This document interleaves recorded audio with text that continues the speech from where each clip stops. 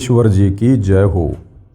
परमपिता परमात्मा सारी सृष्टि के रचनहार कुल मालिक असंख्य ब्रह्मांडों के स्वामी जगत गुरु तीनों लोकों में प्रवेश करके सबका धारण पोषण करने वाले राजाधीराज आत्माधार नाथों के नाथ देवों के देव महादेव सर्वेश्वर महेश्वर मृत्युंजय अजरो अमर आदि अनादि सनातनी प्रभु जगत पिता जगदीश्वर श्री श्री 1008 की उपाधि के वास्तविक अधिकारी अकाल मूर्त सौद स्वरूपी राम वासुदेव सर्वगतम ब्रह्म परम पूज्य प्रथम पूज्य परम संत परम पुरुष परम धनी परम दयालु सत्य कबीर हक्का कबीर अल्लाहु कबीर अल्लाहु अकबर बाखबर अल्लाह ताला जगत के तारणहार जगत के मुक्तिदाता जगत के जगन्नाथ हारे के सहारे हिंदुओं के राम मुसलमानों के अल्लाह सिखों के वायुगुरु ईसाइयों के मसीह दया के सागर दयानिधि करुणा के सागर करुणानिधि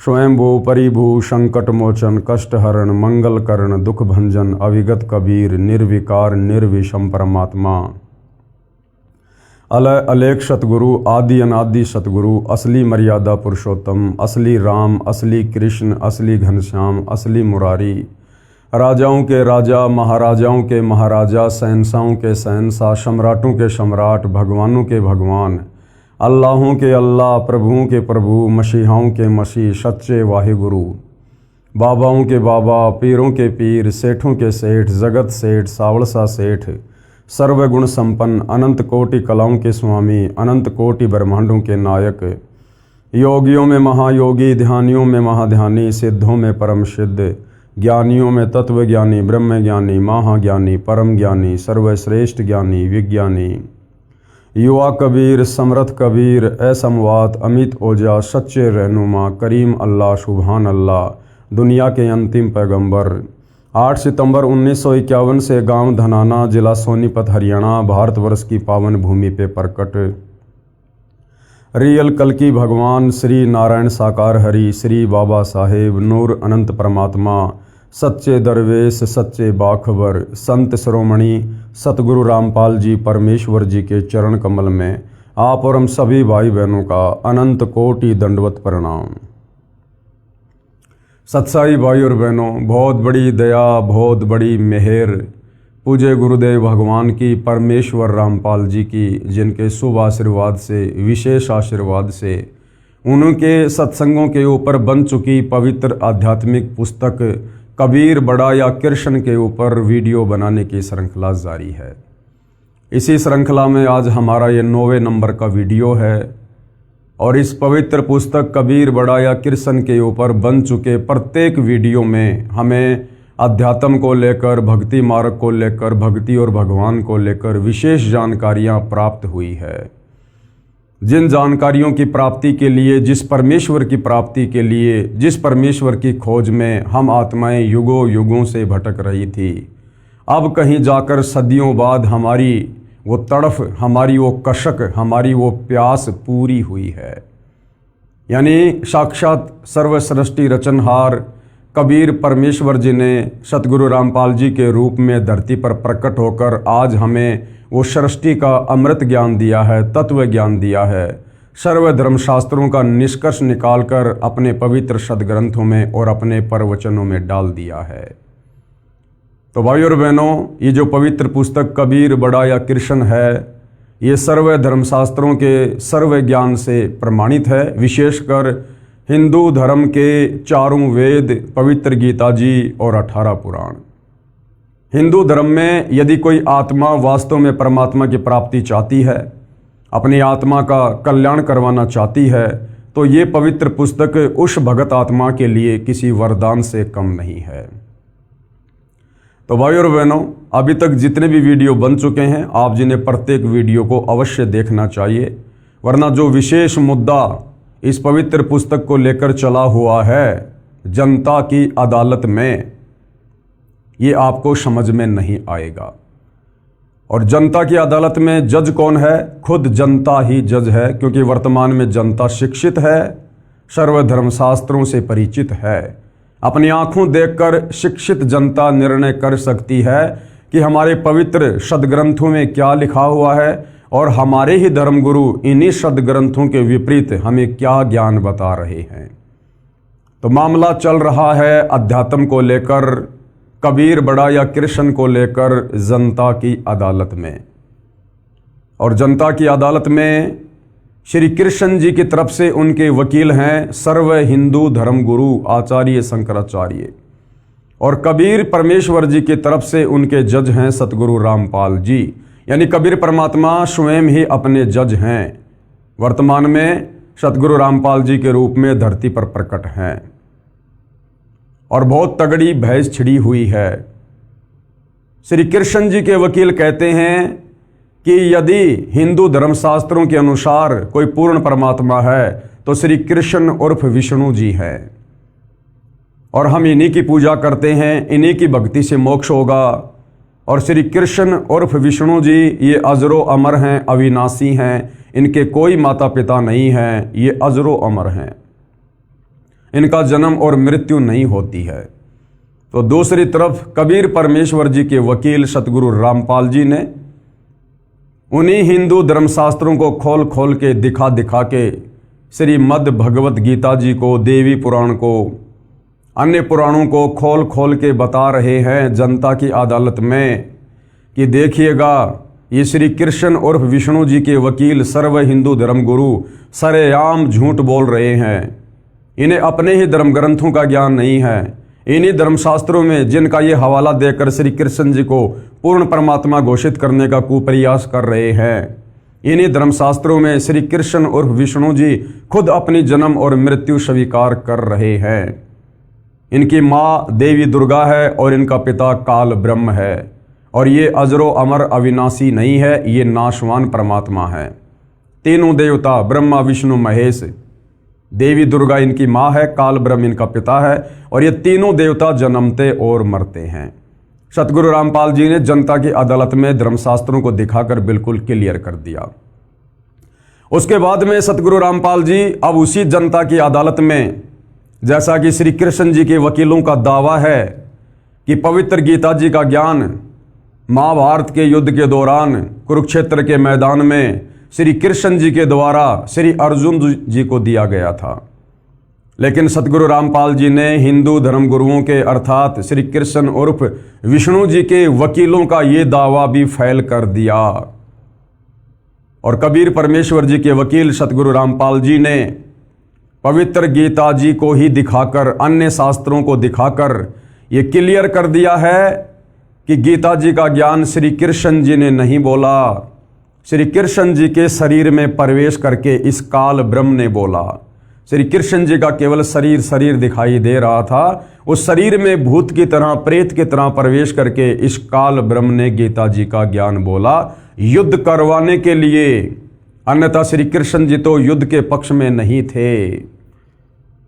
अब भाई और बहनों, सदियों से जहां हमारे तत्व ज्ञानहीन धर्मगुरुओं ने हमें एक ही बात पर बार बार ये कहकर आधारित कर रखा है, झूठ को सत्य साबित कर रखा है कि गीता जी का ज्ञान श्री कृष्ण जी ने बोला है।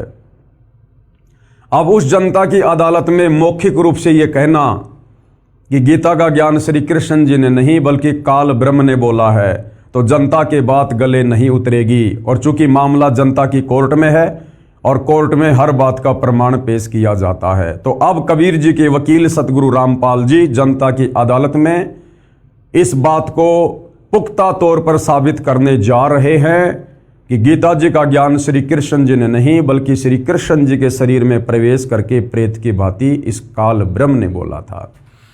पवित्र पुस्तक कबीर बड़ा या कृष्ण, और आज का टॉपिक है गीता का ज्ञान श्री कृष्ण में प्रवेश करके काल ब्रह्म ने कहा। कबीर जी का वकील यानी कबीर जी के वकील सतगुरु रामपाल जी क्या कह रहे हैं? दास यानी सतगुरु रामपाल जी अपने लिए कह रहे हैं कि दास श्री कृष्ण जी के वकील साहिबानों से अदालत में पुनः जानना चाहता हूं कि बताइए श्रीमद् भगवत गीता का ज्ञान किसने कहा? कबीर जी के वकील भरी अदालत में जनता के सामने और हिंदू धर्म गुरुओं से जो श्री कृष्ण जी की तरफ से उनको परमात्मा कह के वकालत कर रहे हैं, उन्हीं से जानना चाह रहे हैं कि श्रीमद् भगवत गीता का ज्ञान किसने कहा। तो श्री कृष्ण जी के वकीलों का क्या कहना है। कृष्ण जी के वकील अर्थात हिंदू धर्म गुरु क्या कह रहे हैं, इस बात को तो बच्चा भी जानता है कि श्रीमद् भगवत गीता का ज्ञान श्री कृष्ण जी ने अर्जुन को बताया। अब कबीर जी के वकील क्या कह रहे हैं। कबीर जी के वकील, लगता है कि श्री कृष्ण जी के वकील साहिबानों को अपने ही सदग्रंथों का ज्ञान नहीं है, यानी हिंद धर्म गुरुओं को अपने ही धर्म ग्रंथों का ज्ञान नहीं है, इसलिए सब उआबाई बोल रहे हैं, स्वयं भी भ्रमित हैं तथा अदालत को भी भ्रमित करना चाहते हैं। और आगे क्या बताया, श्री कृष्ण जी के वकीलों को कबीर जी के वकील सतगुरु रामपाल जी ने दास प्रमाणों सहित पेश करता है सदग्रंथों की सच्चाई जो इस प्रकार है। भाई और बहनों, हिंदू धर्म के ऊपर बहुत बड़ा महा उपकार सतगुरु रामपाल जी कर रहे हैं। यदि आपने ध्यान पूर्वक रुचि लेकर निष्पक्ष होकर इस पवित्र पुस्तक को पढ़ लिया तो अपने ही सदग्रंथों में छिपी गूढ़ सच्चाई जो हमारे नादान धर्मगुरु तत्व ज्ञान के अभाव से हमें सदियों से नहीं बता पाए, हमें मोक्ष से वंचित रखा, हमारे पूर्वज बेचारे उनके कहे अनुसार शास्त्र विरुद्ध भक्ति साधना करके आज वो प्रेत योनियों में धक्के खा रहे हैं और हम भी उन्हीं की राह पर चल रहे थे। लेकिन भला हुआ परमेश्वर रामपाल जी का, जिन्होंने समय पे आकर हमारा हाथ पकड़ लिया और हमें शास्त्र अनुकूल साधना प्रदान कर दी। तो क्या कह रहे हैं सतगुरु रामपाल जी, ध्यान से देखिएगा भाई और बहनों एक एक पॉइंट को। श्रीमद् भगवत गीता का ज्ञान श्री कृष्ण जी ने नहीं कहा, उनके शरीर के अंदर प्रेतवत यानी भूत की तरह प्रवेश करके काल ब्रह्म कौन है, ये दुर्गा का पति, ब्रह्मा विष्णु महेश का पिता, इसको ज्योति निरंजन भी कहते हैं, इसने बोला है। क्यों बोला है, क्योंकि इसको श्राप लगा हुआ है 1 लाख मानव शरीरधारी आत्माओं के सूक्ष्म शरीर से निकली वासना को खाने का, इसलिए इसकी मजबूरी है, इसको प्रतिदिन 1 लाख चाहिए। तो किसी भी तरह से किसी भी कुप्रेरणा करके प्रवेश करके ये अपने भोजन की व्यवस्था करता ही करता है। अब सतगुरु रामपाल जी अर्थात कबीर जी के वकील इस बात का हमें पुख्ता प्रमाण दिखा रहे हैं। प्रमाण, इस बात का प्रमाण कहाँ है कि श्रीमद् भगवत गीता का ज्ञान श्री कृष्ण जी में प्रेत की भांति प्रवेश करके काल ब्रह्म ज्योति निरंजन ने बोला है। हिंदू धर्म ग्रंथ से ही दिखा रहे हैं। महाभारत ग्रंथ में लिखा है कि महाभारत के युद्ध के बाद युधिष्ठिर जी को राजगद्दी पर बैठाकर श्री कृष्ण जी ने द्वारका जाने की तैयारी की, तो अर्जुन ने कहा कि आप एक सत्संग करके जाना, क्योंकि श्री कृष्ण जी 5 पांडवों के गुरु जी थे, धार्मिक गुरु जी।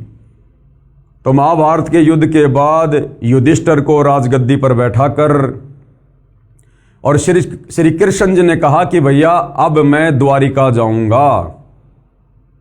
तो उसी समय अर्जुन ने कहा कि भगवान द्वारिका जाने से पहले एक बार आप मुझे वो गीता जी का ज्ञान फिर से सुना दो, जो गीता जी का ज्ञान आपने युद्ध के दौरान बताया था, लेकिन बुद्धि दोष के कारण मैं भूल चुका हूं, मुझे याद नहीं है। आप एक छोटा सा सत्संग करके जाओ, आप एक सत्संग करके जाना, मेरे को गीता वाला ज्ञान फिर से बताना जो आप जी ने युद्ध के समय बताया था, मैं भूल गया हूं।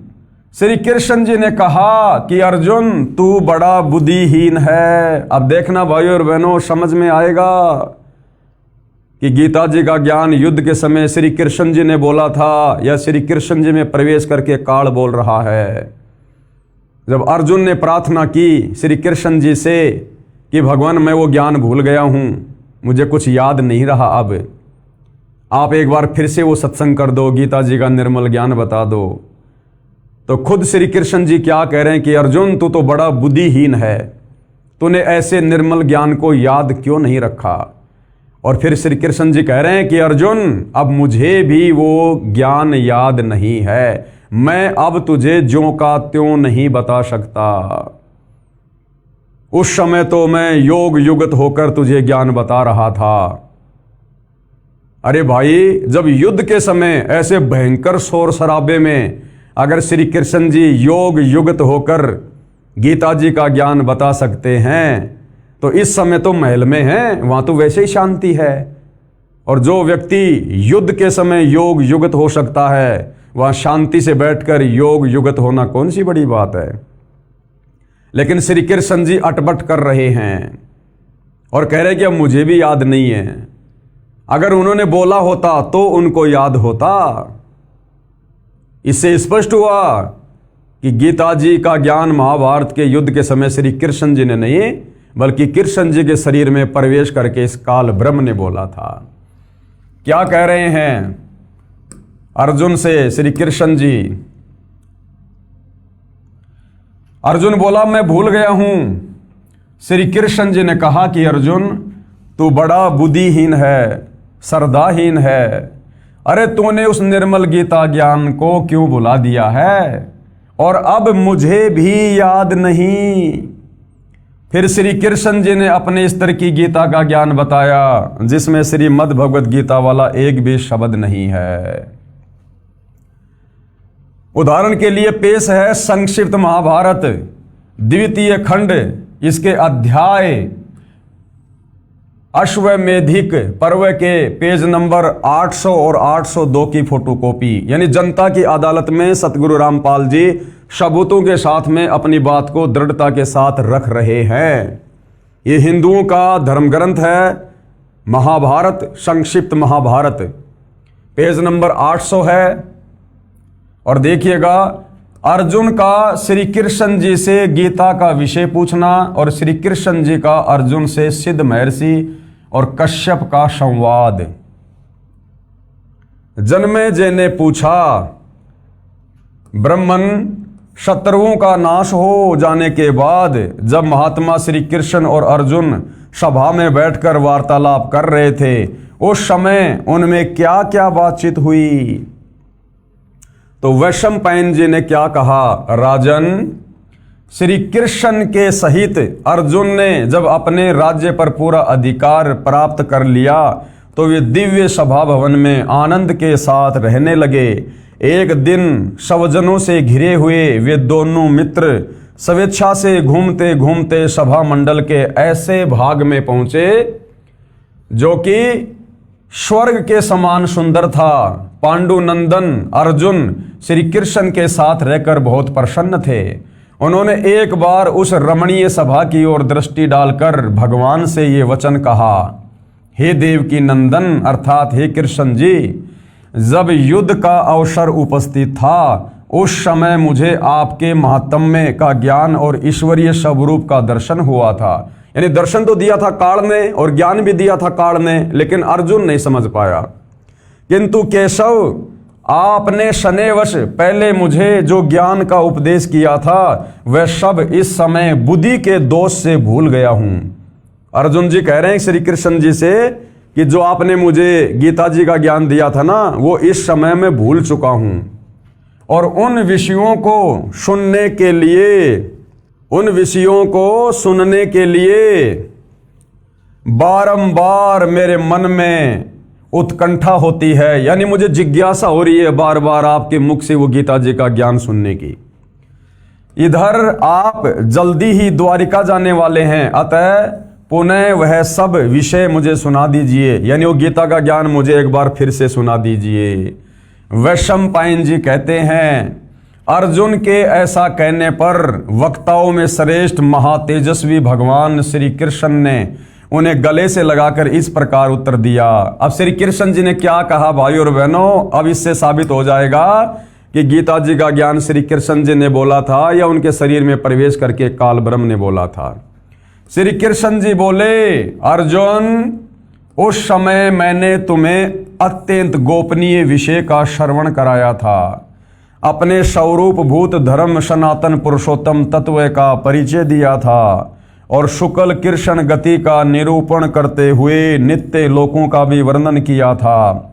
किंतु तुमने जो अपनी नासमझी के कारण उस उपदेश को याद नहीं रखा।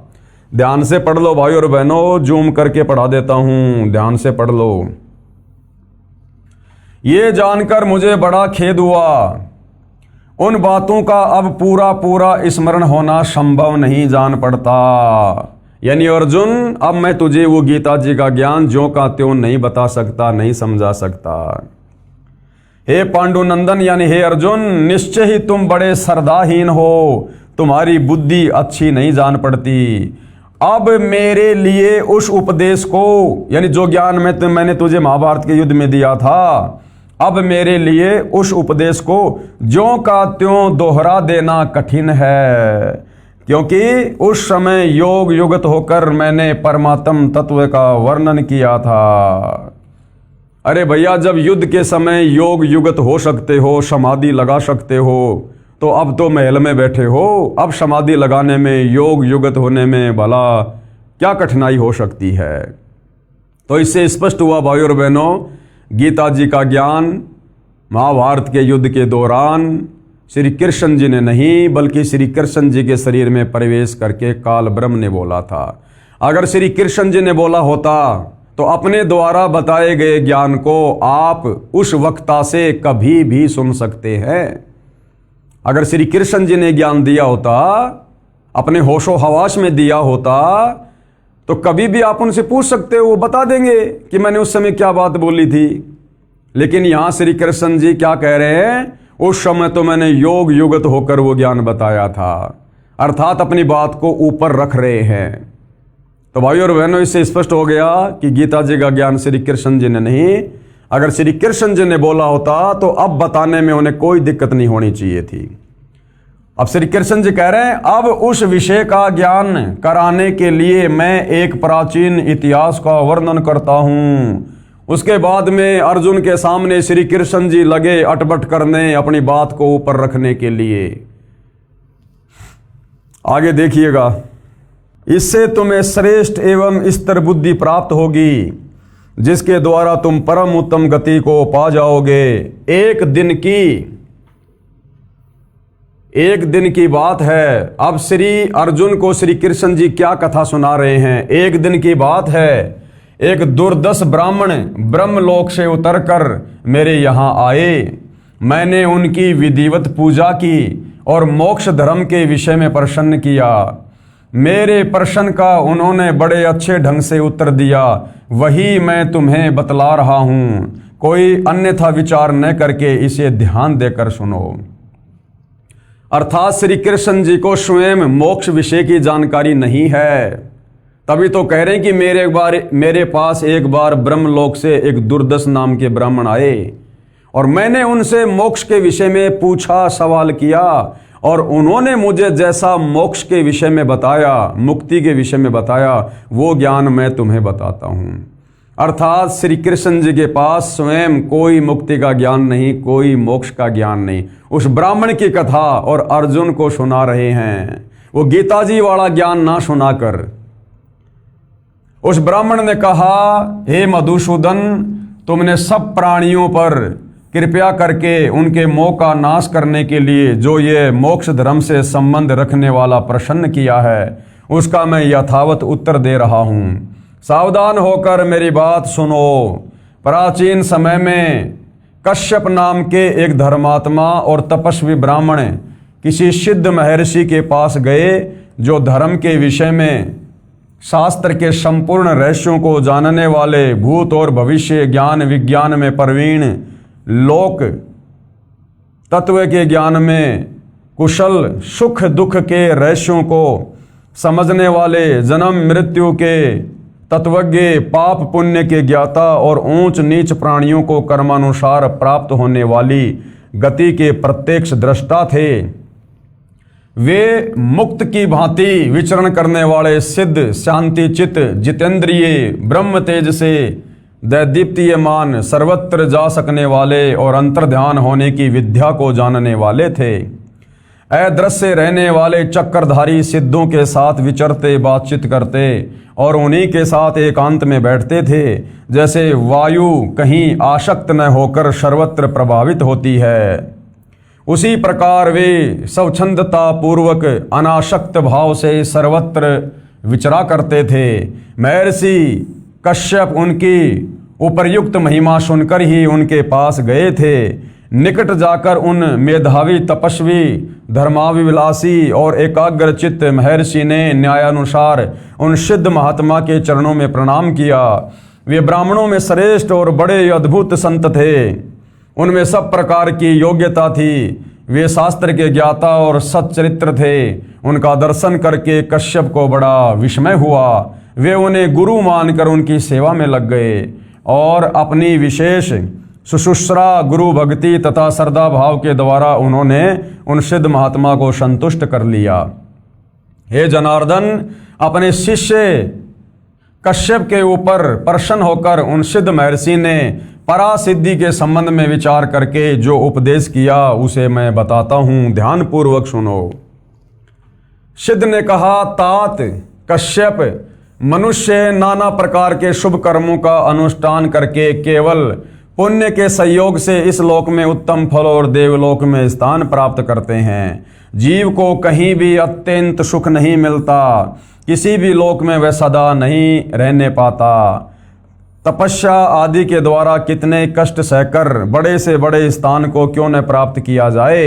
यानी यहाँ पर मनुष्य जन्म में कोई तप कर ले, चाहे कोई जप कर ले, वो 21 ब्रह्मांड में किसी भी लोक में परमानेंट नहीं रह सकता। स्वर्ग में जाएगा तो भी वापस आएगा जन्म मरण में, महास्वर्ग में जाएगा तो भी वापस जन्म मरण में, लक 84 में आएगा। वहाँ से भी बार बार नीचे आना ही पड़ता है। मैंने काम क्रोध से युक्त और तृष्णा से मोहित होकर अनेकों बार पाप किए हैं और उनके फल स्वरूप घोर कष्ट देने वाली अशुभ गतियों को भोगा है। यानी गधा कुत्ता सुअर बना हूं, बार बार जन्म और बार बार मृत्यु का कलेश उठाया है। इस तरह के पदार्थ भोजन किए और अनेकों स्तनों का दूध पिया। यानी कभी मैं कुत्ता बना तो मैंने कुतिया का दूध पिया, कभी मैं सुअर की योनि में गया तो मैंने सुअरी के स्तनों का दूध पिया। यानी लक 84 भोगी मैंने। बहुत से पिता और भांति भांति की माताएं देखी हैं। यानी जिसके गर्भ में गया वो ही माँ बन गई। कुतिया के गर्भ में गया तो उसकी माता कुतिया बन गई, गधी के गर्भ में गए तो उसकी माता गधी बन गई। विचित्र विचित्र सुख दुखों का अनुभव किया। यानी नरक में गया, स्वर्ग में गया। कितनी बार मुझसे प्रियजनों का वियोग और अप्रिय मनुष्यों का संयोग हुआ और जिस धन को मैंने बहुत कष्ट सहकर कमाया था वह मेरे देखते देखते नष्ट हो गया है। राजा और स्वजनों की ओर से मुझे कई बार बड़े बड़े कष्ट और अपमान उठाने पड़े हैं। अत्यंत दुख, शारीरिक और मानसिक वेदनाएं सहनी पड़ी हैं। मैंने अनेकों बार घोर अपमान और प्राणांत दंड और कड़ी कैद की सजाएं भोगी हैं। नरक में पड़कर यमलोक की यातनाएं सही हैं। इस लोक में जन्म लेकर बारंबार बुढ़ापा, रोग और राग द्वेष आदि द्वंद्व के दुखों का अनुभव किया है। इस प्रकार बारंबार कलेश उठाने से एक दिन मेरे मन में बड़ा संताप हुआ। यानी मैं बड़ा दुखी हुआ और मैंने दुखों से घबराकर परमात्मा की शरण ली तथा समस्त लोक व्यवहार का परित्याग कर दिया। इस तरह अनुभव के पश्चात मैंने इस मार्ग का आश्रय लिया है और अब परमात्मा की कृपा से मुझे ये उत्तम सिद्धि प्राप्त हुई है। अब मैं पुनः इस संसार में नहीं आऊँगा। किसने कह दिया भाई नहीं आएगा? जब तक ये सृष्टि कायम रहेगी और जब तक मेरी मुक्ति नहीं हो जाएगी तब तक मैं अपनी और दूसरे प्राणियों की शुभ गति का अवलोकन करूँगा। द्विज श्रेष्ठ, इस प्रकार मुझे ये उत्तम सिद्धि मिली है। इसके बाद मैं उत्तम से उत्तम सत्य लोक में जाऊंगा। अरे सतलोक जाने का रास्ता तो भैया बहुत दूर है और कर्म से अव्यक्त ब्रह्म पद मोक्ष को प्राप्त कर लूंगा। इसमें मुझे तनिक भी संदेह नहीं करना चाहिए। अब मुझे मृत्यु लोक में नहीं आना पड़ेगा। यहाँ तो ब्रह्मा विष्णु महेश भी बार बार मृत्यु लोक में आते हैं भैया अपनी पदवी को छोड़ के। छोटे मोटे सिद्धों की, ऋषियों की क्या औकात। महात्मने, मैं तुम्हारे ऊपर बहुत प्रसन्न हूँ। बोलो तुम्हारा कौन सा प्रिय काम करूँ। तुम जिस इच्छा से मेरे पास आए हो उसके पूर्ण होने का यह समय आ गया है। तुम्हारे आने का उद्देश्य क्या है इसे मैं जानता हूं और शीघ्र ही यहां से जाने वाला हूं, इसलिए स्वयं तुम्हें प्रसन्न करने के लिए प्रेरित कर रहा हूं। विद्वान, तुम्हारे उत्तम आचरण से मुझे बड़ा संतोष है। तुम अपने कल्याण की बात पूछो, मैं तुम्हारे अभीष्ट प्रश्न का उत्तर दूंगा। कश्यप, मैं तुम्हारी बुद्धि की सराहना करता हूं और उसे बहुत आदर देता हूं। तुमने मुझे पहचान लिया है, इसी से कह रहा हूं कि तुम बड़े बुद्धिमान हो। तो भाइयों और बहनों, श्री कृष्ण जी ने अर्जुन के पूछने पर वो गीता जी वाला ज्ञान ना बताकर और ही कथा कहानी सुनानी प्रारंभ कर दी। अब सतगुरु रामपाल जी क्या कह रहे हैं, इस फोटोकॉपी में श्री कृष्ण जी ने और ब्रह्मलोक से उतरकर उनके पास आए ब्राह्मण दुर्दश से मोक्ष धर्म यानी मुक्ति कैसे हो सकती है ये जानना चाहा है। उस ब्राह्मण की विधिवत पूजा की इस प्रकरण से भी स्वयं सिद्ध हो जाता है कि श्री कृष्ण जी को आध्यात्मिक ज्ञान नहीं था और ना गीता जी का ज्ञान था। अगर आध्यात्मिक ज्ञान होता, गीता का ज्ञान होता, पूर्ण मोक्ष का ज्ञान होता श्री कृष्ण जी को, तो उस दुर्दश ऋषि से जो ब्रह्मलोक से उतर कर आया था उसके आगे हाथ जोड़कर और मुक्ति वाला ज्ञान, मुक्ति का मार्ग पूछने की आवश्यकता नहीं पड़ती। अर्थ है, गीता जी का ज्ञान श्री कृष्ण जी ने नहीं बोला, क्योंकि गीता जी में तो मुक्ति का ज्ञान है। और मुक्ति का ज्ञान यदि श्री कृष्ण जी को पता होता और गीता जी का ज्ञान देते समय बोला होता, तो उस दुर्दश ऋषि से श्री कृष्ण जी ने वो मुक्ति का, मोक्ष का ज्ञान पूछने की आवश्यकता नहीं पड़ती। उस ब्राह्मण की विधिवत पूजा की इस प्रकरण से भी स्वयं सिद्ध हो जाता है कि श्री कृष्ण जी को अध्यात्म ज्ञान नहीं था और ना गीता जी का ज्ञान था। यदि गीता का ज्ञान हो तो उस ब्राह्मण से जानने की आवश्यकता ही नहीं पड़ती, क्योंकि गीता में मुक्ति का ज्ञान बता रखा है। इस प्रकरण में गीता वाला एक भी शब्द नहीं है।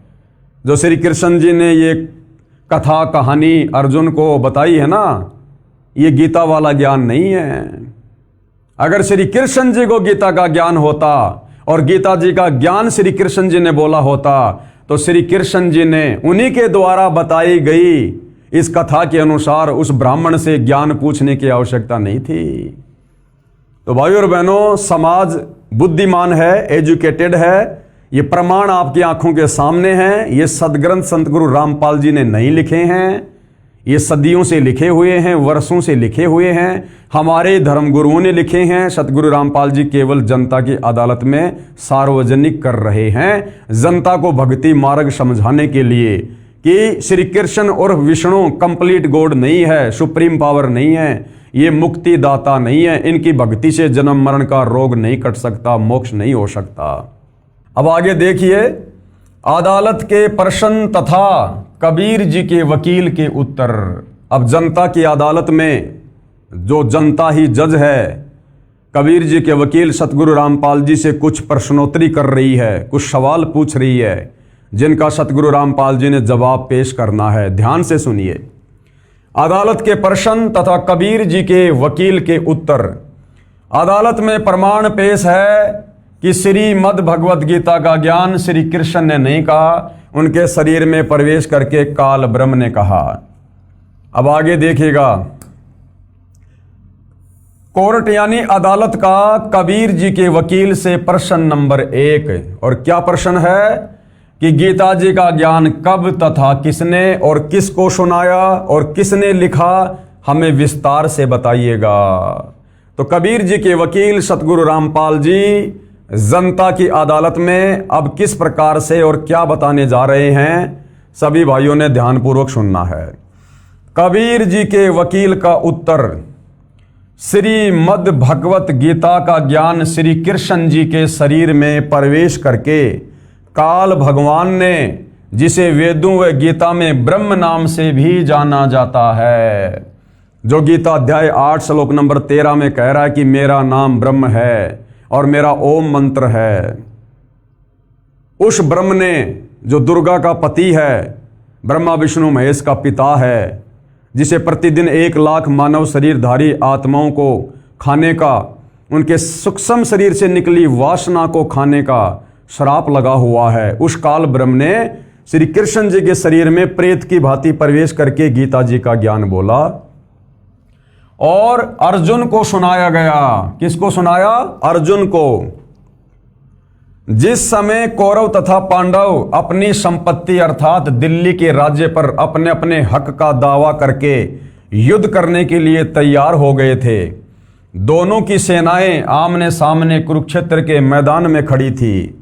अर्जुन ने देखा कि सामने वाली सेना में भीष्म पितामह है, गुरु द्रोणाचार्य जी हैं, मेरे सारे रिश्तेदार हैं, और कौरवों के बच्चे जो उसके भतीजे थे और उनके दामाद, बहनोई, ससुर आदि आदि लड़ने मरने के लिए खड़े हैं।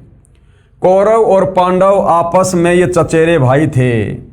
अर्जुन में साधु भाव जागृत हो गया। अपने स्वजनों को सामने देखकर अर्जुन में मोह ममता जागृत हो गई कि मैं किसको मारूंगा।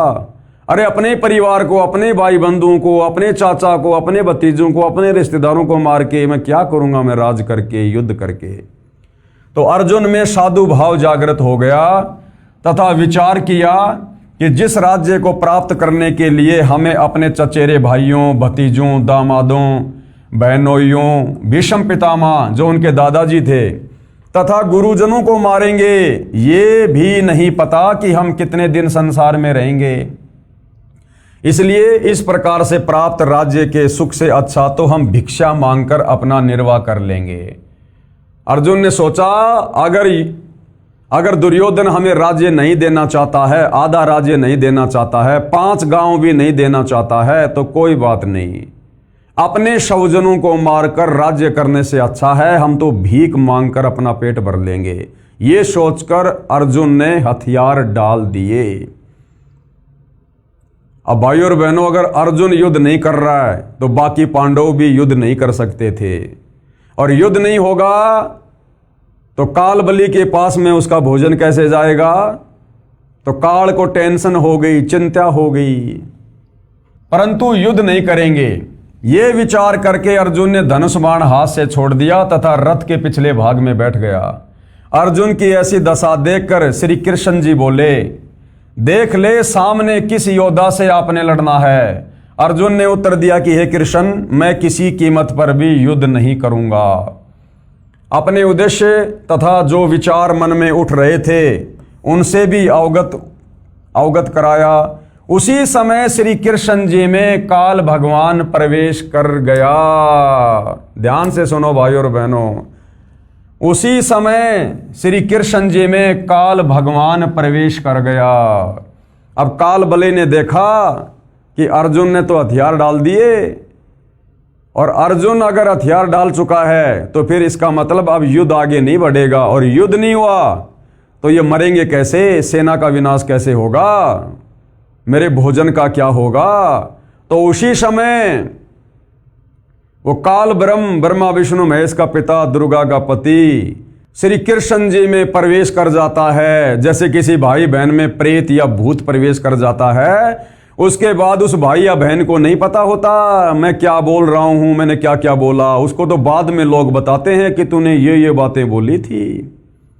तो उसी समय युद्ध करवाने के लिए और श्री कृष्ण जी में प्रेत की भांति वो काल प्रवेश कर जाता है।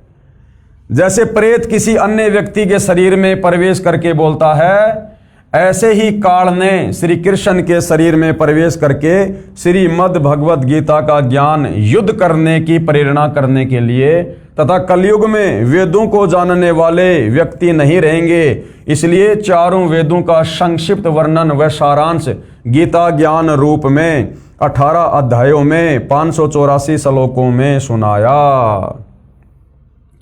श्रीमद् भगवत गीता में कुल 700 श्लोक हैं, जिनमें से 584 काल ब्रह्म ने श्री कृष्ण के शरीर में प्रवेश करके बोले थे युद्ध करवाने के लिए, डराने धमकाने के लिए। शेष संजय धृतराष्ट्र संवाद के श्लोक हैं। श्री कृष्ण को तो पता ही नहीं था कि मैंने क्या बोला था गीता ज्ञान में, तभी तो अर्जुन से कह रहा था कि अर्जुन, अब उस ज्ञान को मैं भी ज्यों का त्यों तुझे नहीं सुना सकता। कुछ वर्षों के बाद वेद व्यास ऋषि ने इस अमृत ज्ञान को यानी गीता जी के ज्ञान को संस्कृत भाषा में अर्थात देवनागरी लिपि में लिखा। बाद में अनुवादकों ने अपनी अपनी बुद्धि के अनुसार इस पवित्र ग्रंथ का हिंदी तथा अन्य भाषाओं में अनुवाद किया, जो वर्तमान में गीता प्रेस गोरखपुर यूपी से प्रकाशित किया जा रहा है, जो कुछ गलत और कुछ ठीक है, क्योंकि उन अनुवादकों ने अपने अपने हिसाब से जैसा उनको समझ में आया उस हिसाब से उन्होंने अनुवाद कर दिया। और गीता अनुवादकों ने किस प्रकार से बहुत सारी जगह अर्थों का अनर्थ कर रखा है, ये भी कबीर जी के वकील सतगुरु रामपाल जी ने आपको इसी पवित्र पुस्तक कबीर बढ़ाया कृष्ण में पहले दिखाया है। तो जो सवाल जनता की अदालत ने कबीर जी के वकील सतगुरु रामपाल जी से किया था कि गीता जी का ज्ञान किसने बोला और किसको सुनाया, वो सारा का सारा जवाब सतगुरु रामपाल जी ने पेश कर दिया। पेश है ढेर सारे प्रमाण कि गीता शास्त्र का ज्ञान काल ने कहा। अब जनता के सामने और बहुत सारे सबूत कबीर जी के वकील पेश करने जा रहे हैं। सर्वप्रथम गीता से ही प्रमाणित करता हूं। अब देखिएगा, प्रमाण नंबर 1 गीता अध्याय 11 में प्रमाण है कि जब गीता ज्ञानदाता ने अपना विराट रूप दिखा दिया तो उसको देखकर अर्जुन भयभीत हो गया, कांपने लगा। यहां पर यह बताना भी अनिवार्य है कि अर्जुन का साला था श्री कृष्ण। श्री कृष्ण जी कौन थे? ये अर्जुन का साला था, क्योंकि श्री कृष्ण जी की बहन सुभद्रा की शादी अर्जुन से हुई थी। तो रिश्ते में ये गुरु और शिष्य भी थे और रिश्ते में ये साला और जीजा भी थे। यहां पर यह बताना भी अनिवार्य है कि अर्जुन का साला था श्री कृष्ण, क्योंकि श्री कृष्ण की बहन सुभद्रा का विवाह अर्जुन से हुआ था। गीता ज्ञानदाता ने हिंदू समाज जिसे श्री कृष्ण उर्फ विष्णु मानता है, जिस समय अपना भयंकर विराट रूप दिखाया जो 1000 भुजाओं वाला था, तब अर्जुन ने पूछा कि हे देव आप कौन हैं? गीता अध्याय 11 श्लोक 31 में, गीता अध्याय 11 श्लोक नंबर 31 में यह प्रमाण है कि जब अर्जुन को विराट रूप दिखाया गया श्री कृष्ण जी में प्रवेश करके इस काल ब्रह्म के द्वारा, तो अर्जुन को तो नहीं पता चला, क्योंकि उसे तो श्री कृष्ण दिखाई दे रहा था।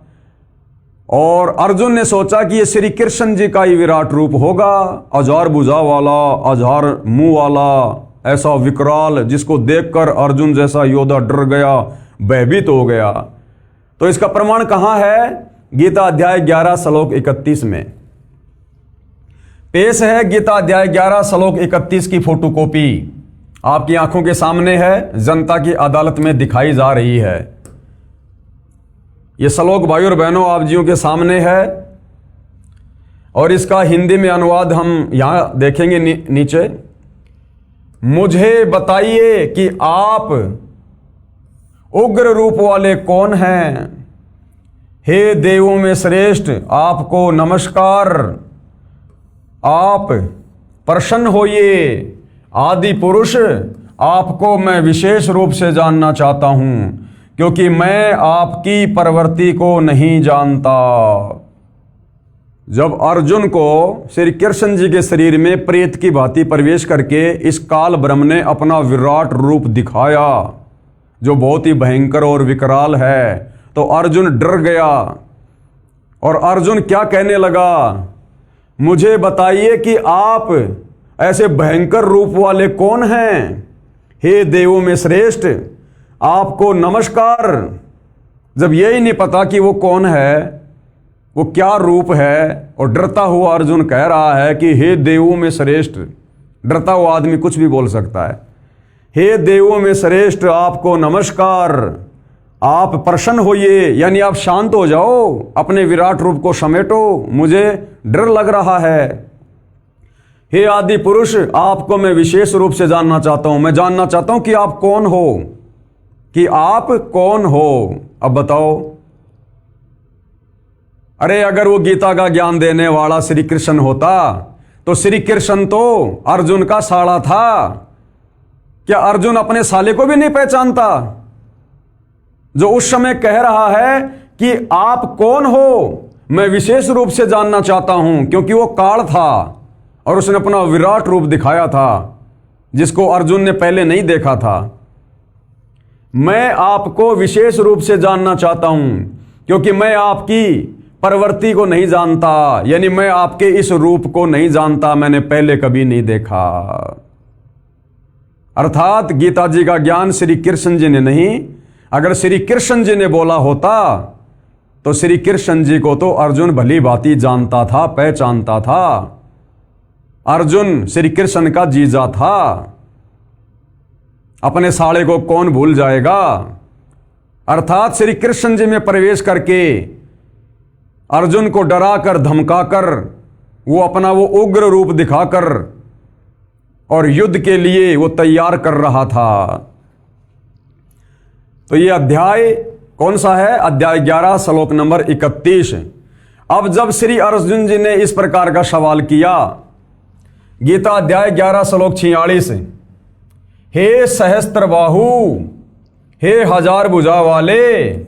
अर्जुन क्या कह रहा है? वो विराट रूप देखकर गीता अध्याय 11 श्लोक नंबर 46 में अर्जुन कह रहा है, हे सहस्त्रा बाहु, अर्थात हजार भुजा वाले।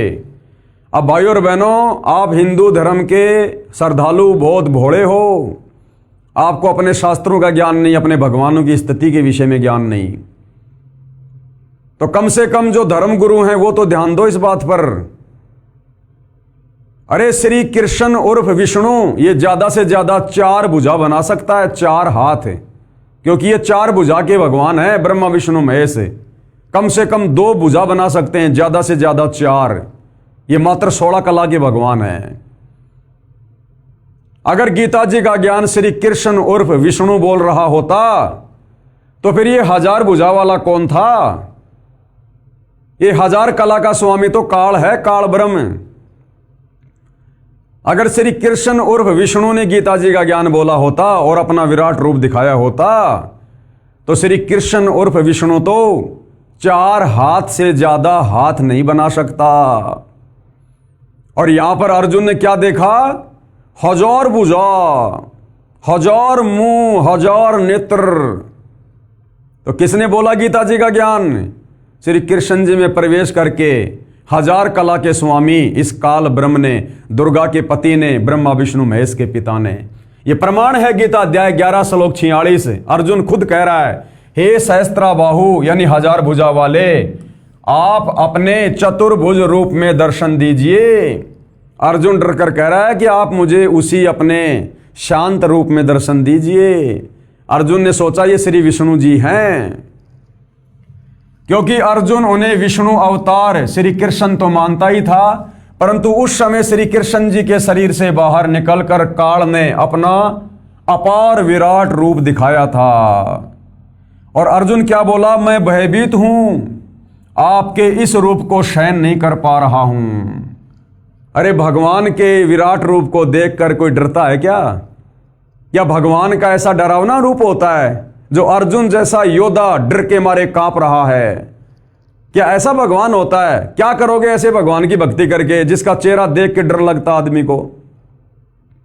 तो ये काल था, ये इसका काल रूप था, इसका विराट रूप था। इस काल का चेहरा बहुत विकराल बताया गुरुदेव भगवान ने।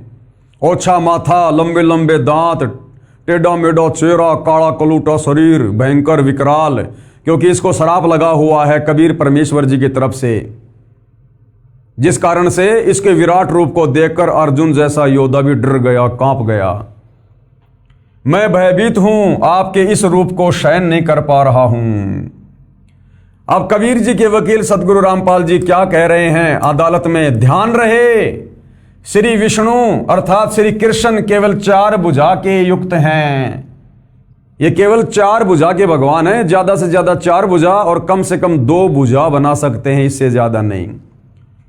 या ध्यान रहे, श्री विष्णु अर्थात श्री कृष्ण केवल 4 भुजा से युक्त हैं। ये 2 भुजा तो बना सकते हैं, परंतु 4 से अधिक का ये प्रदर्शन नहीं कर सकते। और वहां प्रदर्शन हो रहा था हजार भुजा का। और ये जो काल ब्रह्म है, ये काल ब्रह्म 1000 यानी सहस्त्र भुजा युक्त है। ये 1000 कला का स्वामी है। ये काल, ये ज्योति निरंजन, यह 1000 तथा इनसे नीचे भुजाओं का ये प्रदर्शन कर सकता है। चाहे तो 500 भुजा भी कर सकता है, 400 भी, 800 भी, 900 भी, लेकिन 1000 से ज्यादा भुजा यानी हाथ ये काल भी नहीं बना सकता, क्योंकि ये केवल 1000 भुजा का ही भगवान है। यह 1000 तथा इनसे नीचे भुजाओं का ये प्रदर्शन कर सकता है, 1000 भुजाओं से अधिक का ये प्रदर्शन नहीं कर सकता। 4 भुजा, 2 भुजा, 10 भुजा आदि आदि बना सकता है। शरीर में बने कमल चक्रों में भी इस काल ब्रह्म के चक्कर का नाम सहस्त्र कमल दल है, यानी 1000 कमल वाली पंखड़ियों का स्वामी। तो भाइयों और बहनों, सिद्ध हो जाता है कि महाभारत के समय कुरुक्षेत्र के मैदान में गीता जी का ज्ञान श्री कृष्ण जी ने नहीं, बल्कि श्री कृष्ण जी के शरीर में प्रेत की भांति प्रवेश करके इस 1000 भुजा के स्वामी, दुर्गा के पति, ब्रह्मा विष्णु महेश के पिता, काल निरंजन ज्योति निरंजन ने बोला था। देखिएगा इसका प्रमाण, ये पेश है गीता अध्याय 11 श्लोक 46 की फोटोकॉपी। हिंदू धर्मशास्त्र से जनता की अदालत में मामला है, इसलिए ये प्रमाण दिखाने अति आवश्यक हैं, ताकि भक्ति और भगवान की परिभाषा से परिचित होने के लिए, शास्त्र अनुकूल साधना पर दृढ़ता के साथ लगने के लिए हिंदू समाज के भाई बहनों को यह दृढ़ विश्वास हो जाए कि वास्तव में कबीर परमेश्वर ही बड़ा भगवान है, ब्रह्मा विष्णु महेश ये बड़े भगवान नहीं, समर्थ भगवान नहीं है। पेश है गीता अध्याय 11 श्लोक 46 की फोटोकॉपी। ये श्लोक आप जियों के सामने है भाई और बहनों, पढ़ लो अच्छे से, गीता जी को लाकर पढ़ लो या स्क्रीन पे पढ़ लो। यहां पे ये सहस्त्रा भाव शब्द साफ साफ लिखा हुआ है। और देखिए अब अर्जुन क्या कह रहा है उस काल के विराट रूप को देखकर, मैं वैसे ही आपको मुकुट धारण किए हुए तथा गदा और शंख चक्र हाथ में लिए हुए देखना चाहता हूं। कि भाई मुझे तो डर लग रहा है तेरा ये 1000 भुजा वाला विराट विकराल रूप देखकर। मैं तो आपको उसी प्रकार से सिर पर मुकुट, हाथ में गदा, चक्र, सुदर्शन चक्र वगैरह धारण किए हुए देखना चाहता हूं। मैं भयभीत हूं, मैं डर रहा हूं। इसलिए हे विश्वरूप, हे सहस्त्र बाहो, हे 1000 भुजा वाले, हे सहस्त्र बाहो यानी 1000 भुजा वाले, आप उसी चतुर्भुज रूप से प्रकट होइए। तो 1000 भुजा वाला कौन? ये काल ब्रह्म श्री कृष्ण उर्फ विष्णु तो 1000 भुजा बना ही नहीं सकता, उसकी तो क्षमता ही नहीं है। वो तो कम से कम 2 और ज्यादा से ज्यादा 4 भुजा बना सकता है। तो गीता जी अध्याय 11 श्लोक नंबर 46 इस बात का प्रमाण है कि अर्जुन को जिस समय महाभारत के युद्ध में विराट रूप दिखाया गया था वो श्री कृष्ण जी ने नहीं दिखाया। वो श्री कृष्ण जी में प्रवेश करके अर्जुन को डरा धमकाकर युद्ध के लिए तैयार करने के लिए इस काल ब्रह्म ने दिखाया था। उसके बाद अर्जुन ने सोचा कि भैया मरना तो निश्चित है, अन्यथा ये इसका विराट रूप देखकर मैं वैसे ही मर जाऊंगा, इससे अच्छा तो मैं युद्ध ही कर लेता हूं। तो अर्जुन को युद्ध के लिए तैयार करना था, इसलिए इस काल ने श्री कृष्ण जी में प्रवेश करके अपना 1000 भुजा वाला विराट रूप दिखाया। विचारणीय विषय है कि क्या हम अपने साले से पूछेंगे कि हे महानुभाव बताइए आप कौन हैं? वो 1000 भुजा का विराट रूप देखकर अर्जुन अपने साले से पूछ रहा है कि हे महानुभाव बताइए आप कौन हैं? अगर श्री कृष्ण होता तो अर्जुन ये सवाल करता।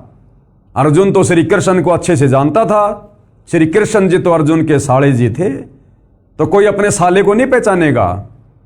लेकिन वो जो विराट रूप दिखाया गया था वो काल ने दिखाया था, जिसको अर्जुन ने नहीं देखा था पहले।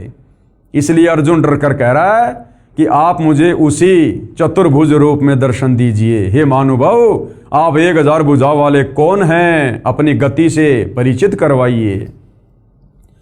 विचारणीय विषय है, यानी जनता की अदालत में जनता का ध्यान आकर्षित करते हुए सतगुरु रामपाल जी कह रहे हैं, कबीर जी के वकील, कि विचारणीय विषय है कि क्या हम अपने साले से पूछेंगे कि हे महानुभाव बताइए आप कौन हैं? एक समय एक व्यक्ति में प्रेत बोलने लगा। साथ बैठे व्यक्ति ने पूछा आप कौन बोल रहे हो? उत्तर मिला कि तेरा मामा बोल रहा हूं, मैं दुर्घटना में मरा था, क्या हम अपने भाई को नहीं जानते? ठीक इसी प्रकार श्री कृष्ण में काल बोल रहा, और दूसरा प्रमाण दिया है अब कबीर जी के वकील सतगुरु रामपाल जी ने जनता की अदालत में यह साबित करने के लिए कि श्रीमद् भगवद गीता का पवित्र ज्ञान कुरुक्षेत्र के मैदान में अर्जुन को श्री कृष्ण जी ने नहीं बल्कि श्री कृष्ण जी के शरीर में प्रेत की भांति प्रवेश करके काल ब्रह्म ने दिया है। श्री कृष्ण जी का तो केवल शरीर काम में लिया गया है। आगे देखिएगा प्रमाण नंबर 2, गीता अध्याय 11 श्लोक 21 में अर्जुन ने कहा कि आप तो देवताओं के समूह को खा रहे हैं, जो आपकी स्तुति हाथ जोड़कर भयभीत होकर कर रहे हैं। महर्षियों तथा सिद्धों के समुदाय आपसे अपने जीवन की रक्षार्थ मंगल कामना कर रहे हैं। अब क्या कहा अर्जुन ने गीता अध्याय 11 श्लोक नंबर 21 में कि हे सहस्त्राबाहु, आप तो इन बड़े बड़े ऋषि महात्मा सिद्धों को भी खा रहे हैं, क्योंकि ये काल है, सबको खाता है, किसी को नहीं छोड़ता, ये श्राप लगा हुआ है। तो अर्जुन कह रहा कि जो आपके ओम नाम का उच्चारण कर रहे हैं, आप ही की स्तुति कर रहे हैं, आप ही की भक्ति कर रहे हैं, आप ही की महिमा कर रहे हैं, आप तो उन अपने भक्तों को भी नहीं छोड़ रहे, आप तो उनको भी खा रहे हैं, तो आप कौन हैं? उसके बाद उसने क्या जवाब दिया कि मैं कौन हूं। गीता अध्याय 11 श्लोक 32 में गीता ज्ञान दाता ने बताया कि हे अर्जुन, मैं बड़ा हुआ काल हूं, अब परवर्त हुआ हूं, यानी अभी अभी प्रकट हुआ हूं, अर्थात श्री कृष्ण जी के शरीर में अब प्रवेश हुआ हूं। सर्व व्यक्तियों का नाश करूंगा, विपक्ष की सर्व सेना यानी जो कौरवों की सेना है उसका भी नाश करूंगा। तू युद्ध नहीं करेगा तो भी नष्ट हो जाएगी। तो भाइयों और बहनों, बिल्कुल क्लियर हो गया है अर्जुन के ऐसा पूछने पर,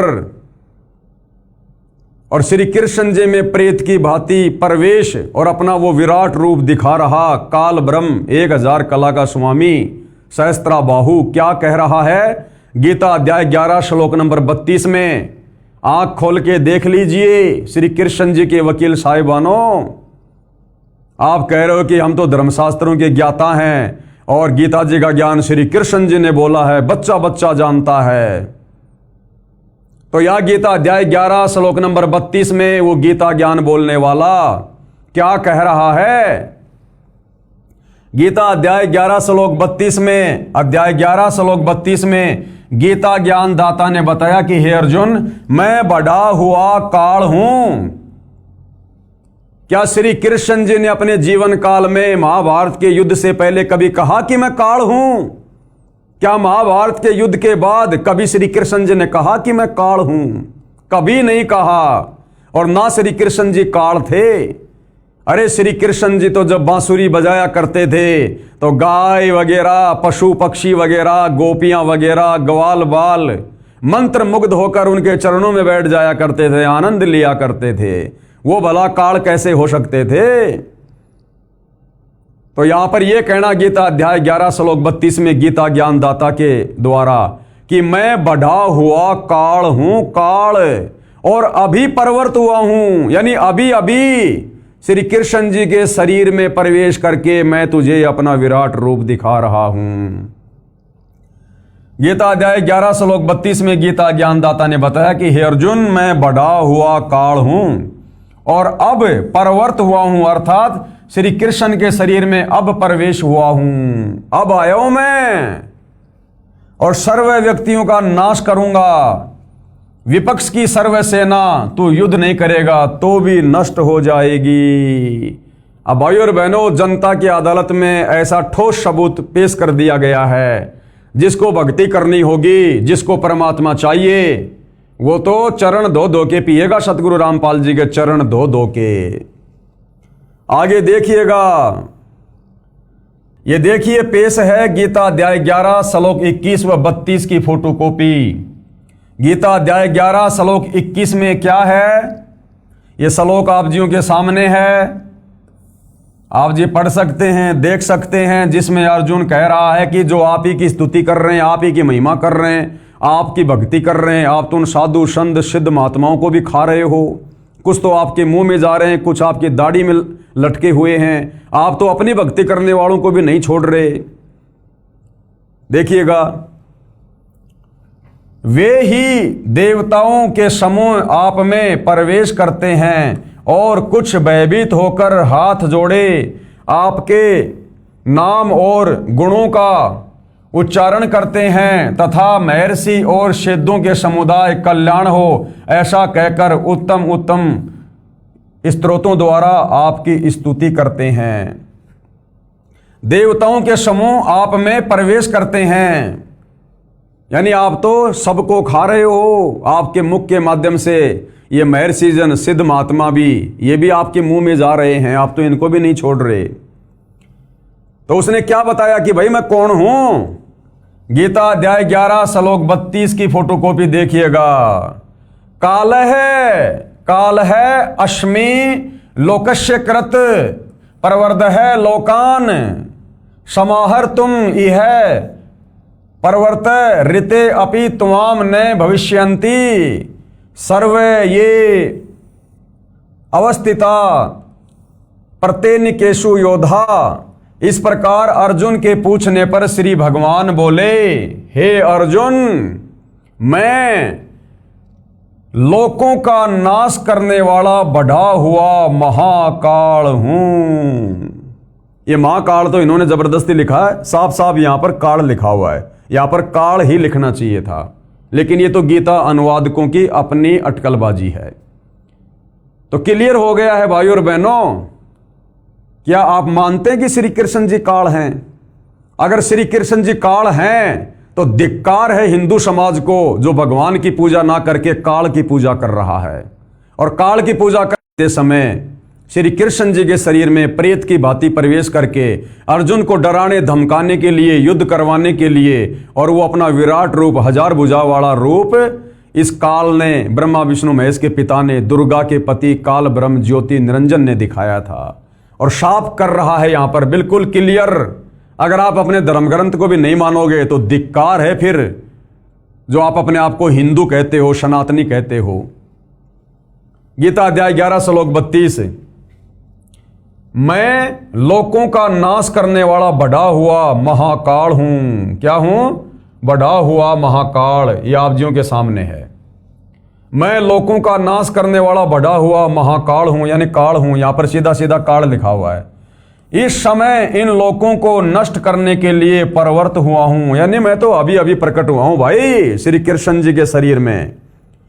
इसलिए जो प्रतिपक्षियों की सेना में, यानी तुम्हारे विपक्ष में जो सेना है इन कौरवों की, उस सेना में जितने भी योद्धा हैं, जो स्थित हैं, योद्धा लोग हैं, वे सब तेरे बिना भी नहीं रहेंगे। अर्थात तेरे युद्ध न करने से भी इन सब का नाश हो जाएगा। आंखों के सामने है भाइयों और बहनों। प्रत्यक्ष को प्रमाण की जरूरत नहीं पड़नी चाहिए, लेकिन फिर भी आपको ये जो प्रमाण है ये रह रह के दिए जा रहे हैं ताकि आप भाई बहन अध्यात्म से परिचित हों, भक्ति और भगवान से परिचित हों और अपनी आत्मा का कल्याण करवाएं। इससे सिद्ध हुआ कि गीता का ज्ञान श्री कृष्ण जी के शरीर में प्रविष्ट होकर काल ने कहा है। किसने कहा है? काल ने। श्री कृष्ण जी ने पहले कभी नहीं कहा कि मैं काल हूं। युद्ध से पहले कभी श्री कृष्ण जी ने नहीं कहा कि मैं काल हूं। श्री कृष्ण जी को देखकर कोई भयभीत नहीं होता था, और अर्जुन तो उस विराट रूप को, विकराल रूप को देखकर कांप रहा है, जबकि श्री कृष्ण जी को देखकर कभी कोई डरता नहीं था।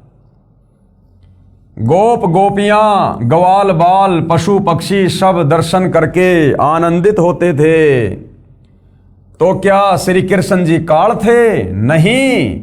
इसलिए गीता ज्ञानदाता काल है। ये गीता का ज्ञान इस काल ने दिया है, ज्योति निरंजन ने दिया है, दुर्गा के पति ने, जिसने श्री कृष्ण जी के शरीर में प्रवेश करके गीता शास्त्र का ज्ञान दिया है।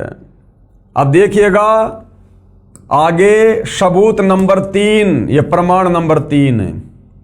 गीता अध्याय 11 श्लोक 47 में गीता ज्ञानदाता ने कहा है कि हे अर्जुन, मैंने प्रसन्न होकर अपनी कृपा से तेरी दिव्य दृष्टि खोलकर ये विराट रूप दिखाया है। ये विराट रूप तेरे अतिरिक्त पहले किसी ने नहीं देखा है।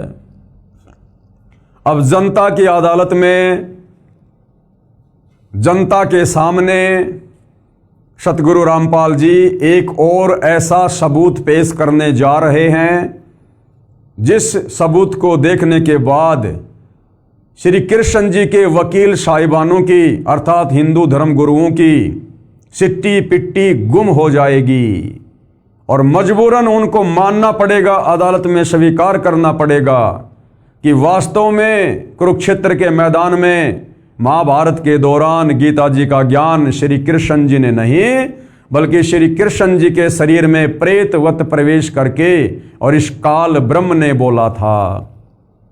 आप इस पॉइंट को अच्छे से समझिएगा, अच्छे से।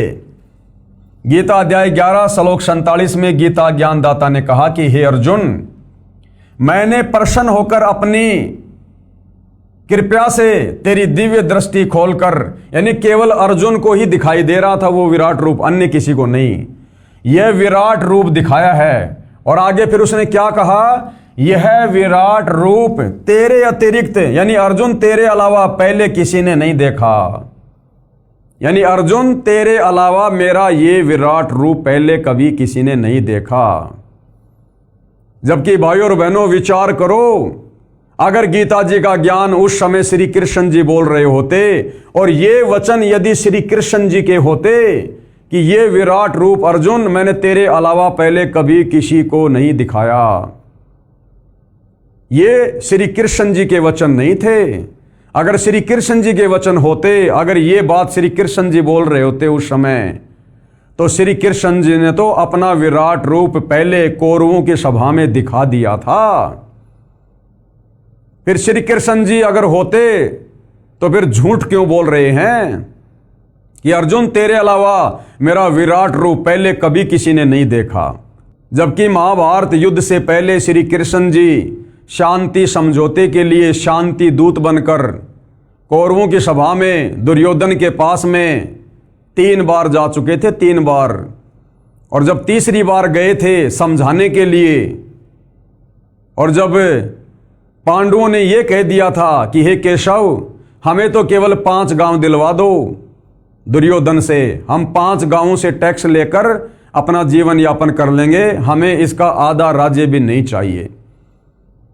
तब श्री कृष्ण जी कौरवों की सभा में गए और कहा कि दुर्योधन, बहुत बढ़िया फैसला हो गया है, पांडवों को तुम्हारा आधा राज्य नहीं चाहिए, युद्ध टल गया है, तुम केवल 5 गांव दे दो पांडवों को। तो दुर्योधन जो काल प्रेरित था, दुर्योधन ने कहा कि 5 गांव तो छोड़ो, मैं सुई की नोक रखने जितनी जमीन नहीं दूंगा। अगर पांडवों को राज्य चाहिए, जमीन चाहिए, तो महाभारत के युद्ध में, कुरुक्षेत्र के मैदान में युद्ध करके, लड़ाई करके राज्य ले ले। तब उस समय श्री कृष्ण जी ने दुर्योधन से कहा कि दुर्योधन, तू तो दुर्बुद्धि प्राणी है, अरे नालायक आदमी, कहां आधा राज्य और कहां 5 गांव, टाल दे युद्ध को, मेरी बात मान जा। अब इस बात से नाराज होकर दुर्योधन ने अपने सैनिकों को आदेश दे दिया कि ये बार बार शांति दूत बन के आ रहा है, पहले इसको निपटा दो। और अपने सैनिकों को आदेश दिया कि सैनिकों, इसको बंदी बनाकर जेल में डाल दो। और जब वो सैनिक अपने हथियार निकालकर श्री कृष्ण जी को पकड़ने गए, उस समय श्री कृष्ण जी ने अपना विराट रूप दिखाया और उस तेजोमय रूप को देखकर उस प्रकाश को वहां उपस्थित लोग सहन नहीं कर पाए। कोई टेबल के नीचे घुस गया, कोई नीचे जमीन पे गिर गया, उस विराट रूप को, उस तेज को सहन नहीं कर पाए जो विराट रूप वहां पर श्री कृष्ण जी ने दिखाया था। इसका प्रमाण भी हमारे सदग्रंथ में है, इसका प्रमाण भी महाभारत में है, जो जनता की अदालत में सतगुरु रामपाल जी के द्वारा पेश किया जाएगा। तो श्री कृष्ण जी तो पहले अपना विराट रूप कौरवों की सभा में दिखा चुके थे। तो यहां गीता का ज्ञान देते समय, अगर ये गीता का ज्ञान उस समय श्री कृष्ण जी ही दे रहे होते, तो श्री कृष्ण जी झूठ नहीं बोलते कि अर्जुन तेरे अलावा ये विराट रूप मैंने पहले कभी किसी को नहीं दिखाया, जबकि श्री कृष्ण जी तो पहले दिखा चुके थे। इसका मतलब उस समय अर्जुन को यह बात कौन बोल रहा है? काल बोल रहा है कि अर्जुन तेरे अलावा ये मेरा विराट रूप पहले कभी किसी ने नहीं देखा। क्यों? क्योंकि इस काल ने, जब आप सृष्टि रचना पढ़ोगे तो 3 पुत्रों की उत्पत्ति करने के बाद रजगुण ब्रह्मा की, सतगुण विष्णु की, तमगुण शंकर की। और इसने अपनी पत्नी दुर्गा से कहा कि दुर्गा, अब आज के बाद मैं ये प्रतिज्ञा करता हूं कि मैं आज के बाद कभी भी अपने काल रूप में किसी को भी दर्शन नहीं दूंगा। इसलिए गीता का ज्ञान देते समय श्री कृष्ण जी के शरीर में प्रवेश करके अपना विराट रूप दिखाते हुए युद्ध करवाने के लिए ये काल अर्जुन से कह रहा कि अर्जुन, ये मेरा विराट रूप आज से पहले कभी किसी ने तेरे अलावा नहीं देखा। अर्थात गीता जी का ज्ञान श्री कृष्ण जी ने नहीं, बल्कि श्री कृष्ण जी के शरीर में प्रवेश करके इस काल ब्रह्म ने बोला है।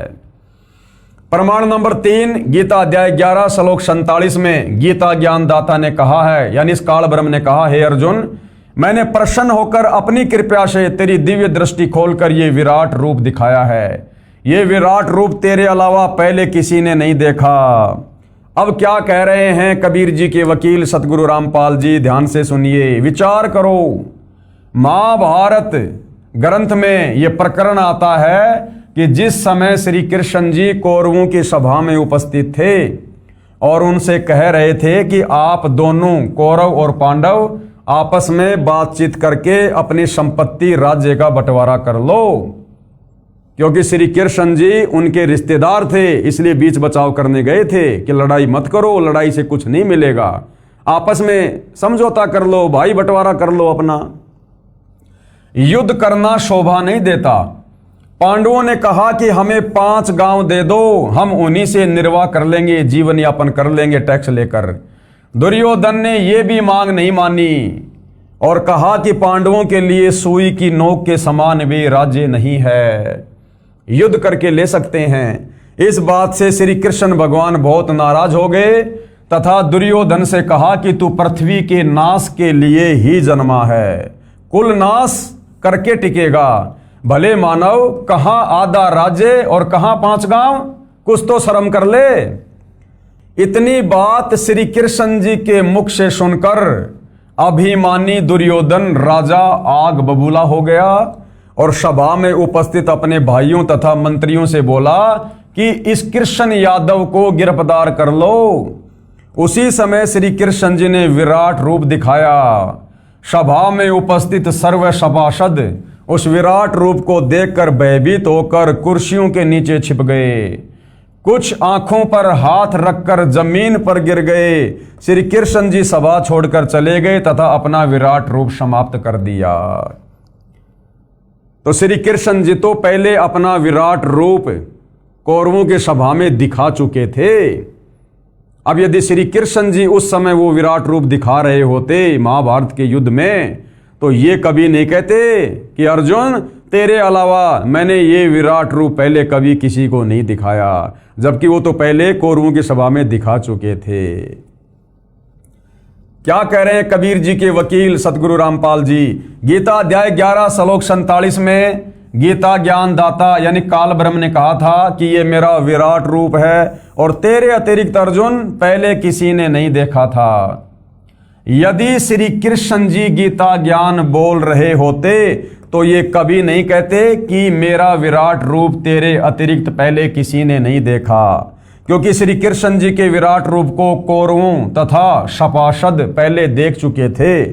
इससे भी सिद्ध हुआ कि श्रीमद् भगवद गीता का ज्ञान श्री कृष्ण जी ने नहीं कहा। उनके शरीर में प्रेतवत प्रवेश करके इस काल ने, क्षर पुरुष ने, ज्योति निरंजन ने, दुर्गा के पति ने, ब्रह्मा विष्णु महेश के पिता ने कहा था। यह तीसरा प्रमाण हुआ। इतने प्रमाण दिए जा रहे हैं श्री कृष्ण जी के वकील साहिबानों, हिंदू धर्म गुरुओं की आंखों के सामने कोर्ट में कबीर जी के वकील सतगुरु रामपाल जी के द्वारा इस बात को लेकर कि गीता जी का ज्ञान श्री कृष्ण जी ने नहीं बल्कि श्री कृष्ण जी के शरीर में प्रवेश करके काल ब्रह्म ने बोला था। प्रमाणों पे प्रमाण पेश किए जा रहे हैं, सबकी गर्दन नीची है, कोई जवाब हिंदू धर्म गुरुओं के पास में नहीं है। पेश है गीता अध्याय 11 श्लोक 47 की फोटोकॉपी आपकी आंखों के सामने है भाइयों और बहनों। ये श्लोक आप जियों की आंखों के सामने है, देख सकते हैं, पढ़ सकते हैं। आप पढ़े लिखे हैं, शिक्षित हैं, एजुकेटेड हैं। इस प्रकार अर्जुन की प्रार्थना को सुनकर श्री भगवान बोले, क्या बोले? हे अर्जुन, अनुग्रह पूर्वक मैंने अपनी योग शक्ति के प्रभाव से, यानी अपनी सिद्धि शक्ति के प्रभाव से, यह है मेरा परम तेजोमय, सबका आदि और सीमा रहित, यानी बहुत लंबा चौड़ा विराट रूप तुझको दिखलाया है। श्री कृष्ण में प्रवेश करके वो काल बोल रहा है, अपना 1000 भुजा वाला रूप दिखाता हुआ कि अर्जुन, मैंने अपनी सिद्धि शक्ति से, अपनी योग माया से तेरे को ये सीमा रहित लंबा चौड़ा अपना विराट रूप तुझको दिखलाया है, जिसे तेरे अतिरिक्त दूसरे किसी ने पहले नहीं देखा था। ध्यान से पढ़ो भाई और बहनों, जिसे, यानी इस विराट रूप को तेरे अतिरिक्त दूसरे किसी ने पहले नहीं देखा था। तो यदि गीता जी का ज्ञान श्री कृष्ण जी बोल रहे होते तो ये बात कभी भी नहीं बोलते कि तेरे अलावा पहले इस विराट रूप को किसी ने नहीं देखा, क्योंकि श्री कृष्ण जी तो शांति दूत बनकर जब कौरवों की सभा में गए थे तो उस समय अपना विराट रूप पहले दिखा चुके थे। तो इससे क्लियर हो गया, स्पष्ट हो गया, श्री पवित्र गीता जी से स्पष्ट हो गया कि गीता का ज्ञान श्री कृष्ण जी ने नहीं, बल्कि श्री कृष्ण जी में प्रवेश करके युद्ध करवाने के लिए, अर्जुन को डरा धमकाकर युद्ध के लिए तैयार करने के लिए इस काल ब्रह्म ने बोला था।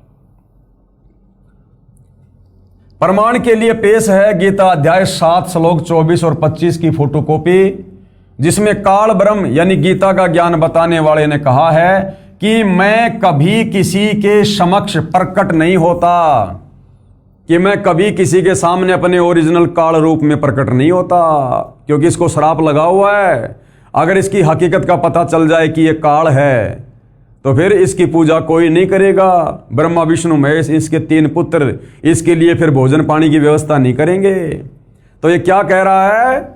गीता अध्याय 7 श्लोक 24-25 की फोटोकॉपी, जिसमें काल ब्रह्म यानी गीता का ज्ञान बताने वाले ने कहा है कि मैं कभी किसी के समक्ष प्रकट नहीं होता, अपनी योग माया यानी भक्ति की शक्ति से छिपा रहता हूं। गीता अध्याय 7 श्लोक 24 की फोटोकॉपी है। देखो भाई और बहनों, ये पवित्र ग्रंथ बिल्कुल क्लियर कर रहे हैं। अव्यक्तम व्यक्तिम आपनम मनन्ते माम अबुद्धे परम भावम अजानतः मम अव्ययम अनुतम। ऐसा होने पर भी सब मनुष्य मेरा भजन नहीं करते। इसका कारण अब देखिएगा, बुद्धिहीन पुरुष यानी जिनको आध्यात्मिक ज्ञान नहीं है, जिनको तत्व ज्ञान नहीं है, वो व्यक्ति, वो भगत है।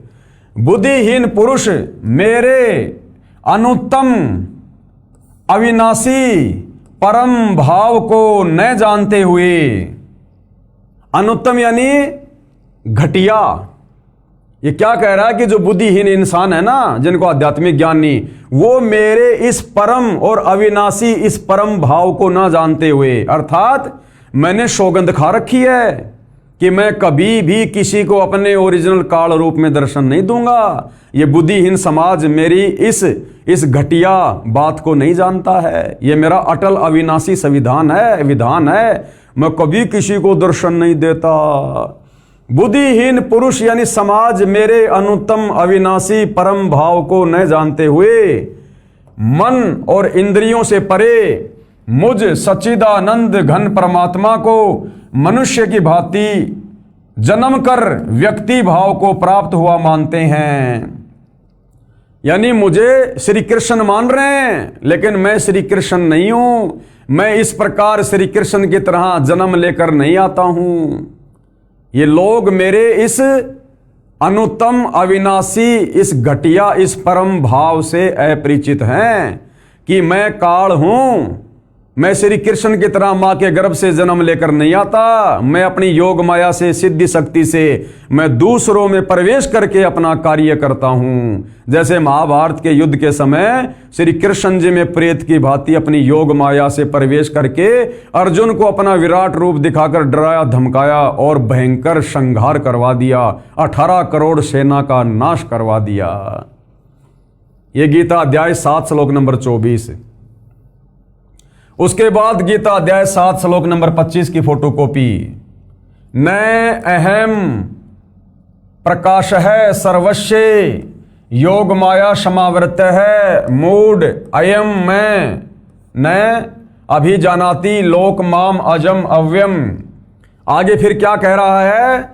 अपनी योग माया से छिपा हुआ मैं सबके प्रत्यक्ष नहीं होता। क्योंकि इसको श्राप लगा हुआ है कबीर परमात्मा की तरफ से कि आज के बाद तेरा नाम काल होगा, प्रतिदिन 1 लाख मानव शरीरधारी आत्माओं का भोजन करेगा। इसलिए इसकी मजबूरी है भाई और बहनों, अपने 21वें ब्रह्मांड में ब्रह्मलोक में ये अकेला रहता है, किसी को दर्शन नहीं देता अपने काल रूप में, अपने पुत्र ब्रह्मा विष्णु महेश को भी नहीं देता काल रूप में दर्शन। इसलिए कह रहा है कि अपनी योग माया से छिपा हुआ मैं सबके और प्रत्यक्ष नहीं होता। इसलिए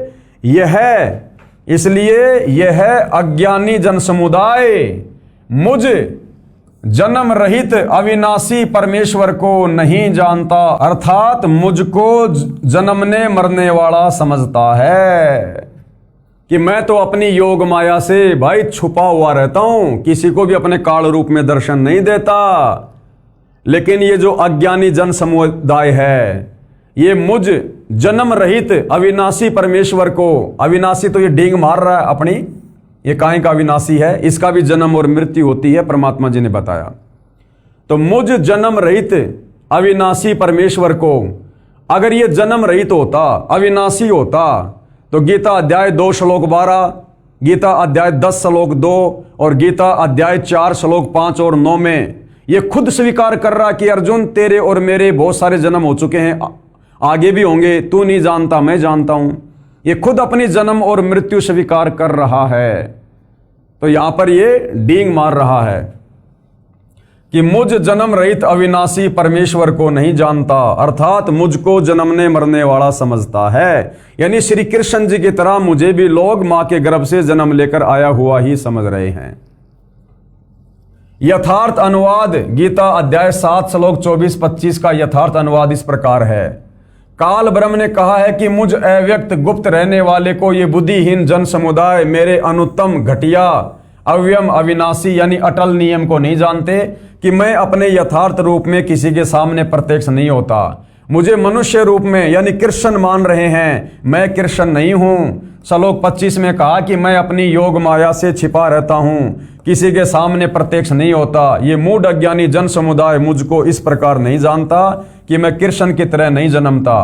गीता अध्याय 4 श्लोक 9 में गीता बोलने वाले ने कहा है कि मेरे जन्म तथा ये कर्म अलौकिक यानी दिव्य हैं, यानी यह जन्मता मरता तो है कौन? ये काल, वह अलग परंपरा है।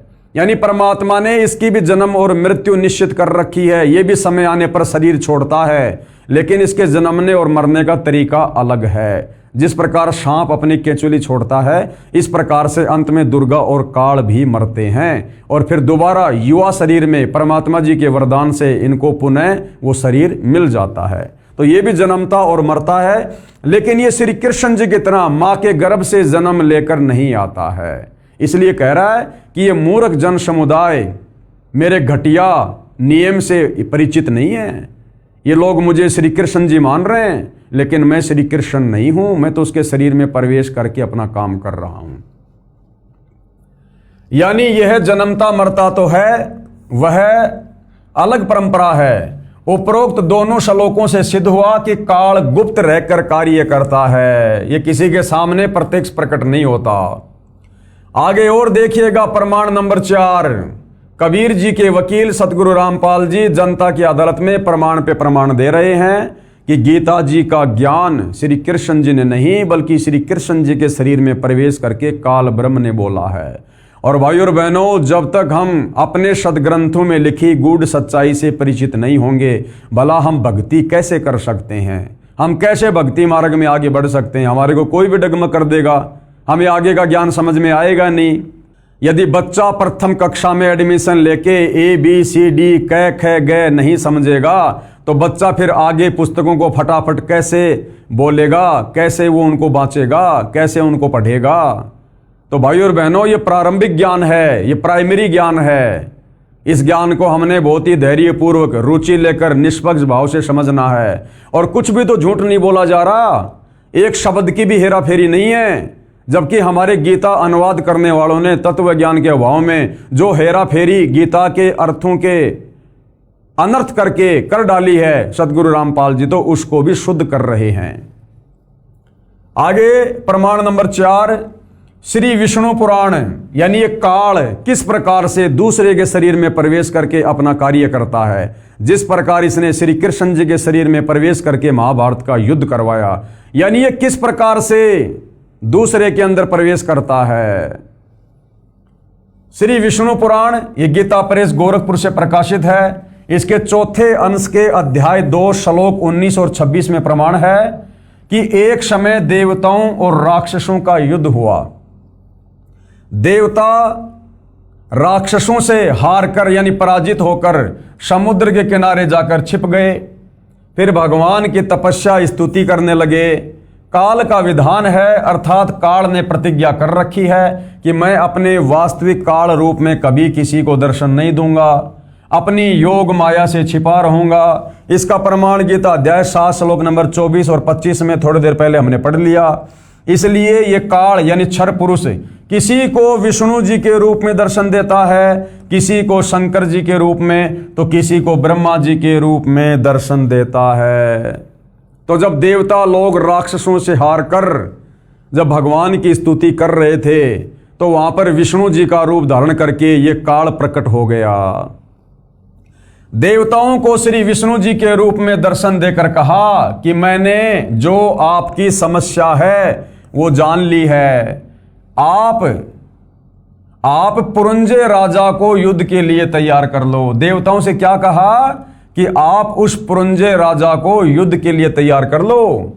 मैं उस राजा श्रेष्ठ के शरीर में प्रविष्ट होकर राक्षसों का नाश कर दूंगा, और ऐसा ही किया। विष्णु पुराण में यह प्रमाण है। जब देवता लोग राक्षसों से हारकर और अपने इष्ट देव से विष्णु जी से प्रार्थना कर रहे थे, तो उसी समय विष्णु का रूप धारण करके ये काल प्रकट हो गया। और काल ने कहा कि तुम्हारी जो भी समस्या है ना, वो मैंने जान ली है। तुम एक काम करो, तुम पुरंजय राजा को लड़ाई के लिए तैयार करो और मैं उसके शरीर में प्रवेश करूंगा। जैसे महाभारत के समय श्री कृष्ण जी के शरीर में प्रवेश करके गीता का ज्ञान बोला, अर्जुन को डराया धमकाया, विराट रूप दिखाया और युद्ध करवाया। उसी प्रकार मैं उस पुरंजय राजा के शरीर में प्रवेश करूंगा भूत की तरह, और राक्षसों को पराजित कर दूंगा।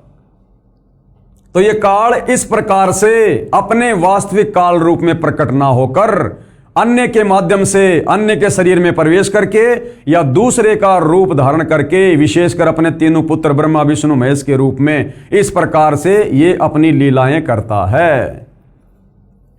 अपनी आंखों से देखिएगा भाइयों और बहनों, विष्णु पुराण में यह प्रमाण पेश है। श्री विष्णु पुराण के चौथे अंश के अध्याय 2 से संबंधित प्रकरण की फोटोकॉपी। अब भाइयों और बहनों, जिस प्रकार से हर बात का सतगुरु रामपाल जी जनता की अदालत में सबूत पेश कर रहे हैं धर्म शास्त्रों से, क्या आज तक हमारे किसी भी आचार्य, शंकराचार्य, धर्मगुरु ने हमें भक्ति मार्ग को समझाने के लिए क्या इस प्रकार से कोई सबूत पेश किया? केवल मीठी मीठी कथाएं सुनाई, राम और भिलनी की, सुदामा श्री कृष्ण की, केवल अपना धार्मिक धंधा किया। आप और हमसे केवल शास्त्र विरुद्ध साधना करवाकर हमारे कर्म फुड़वाए।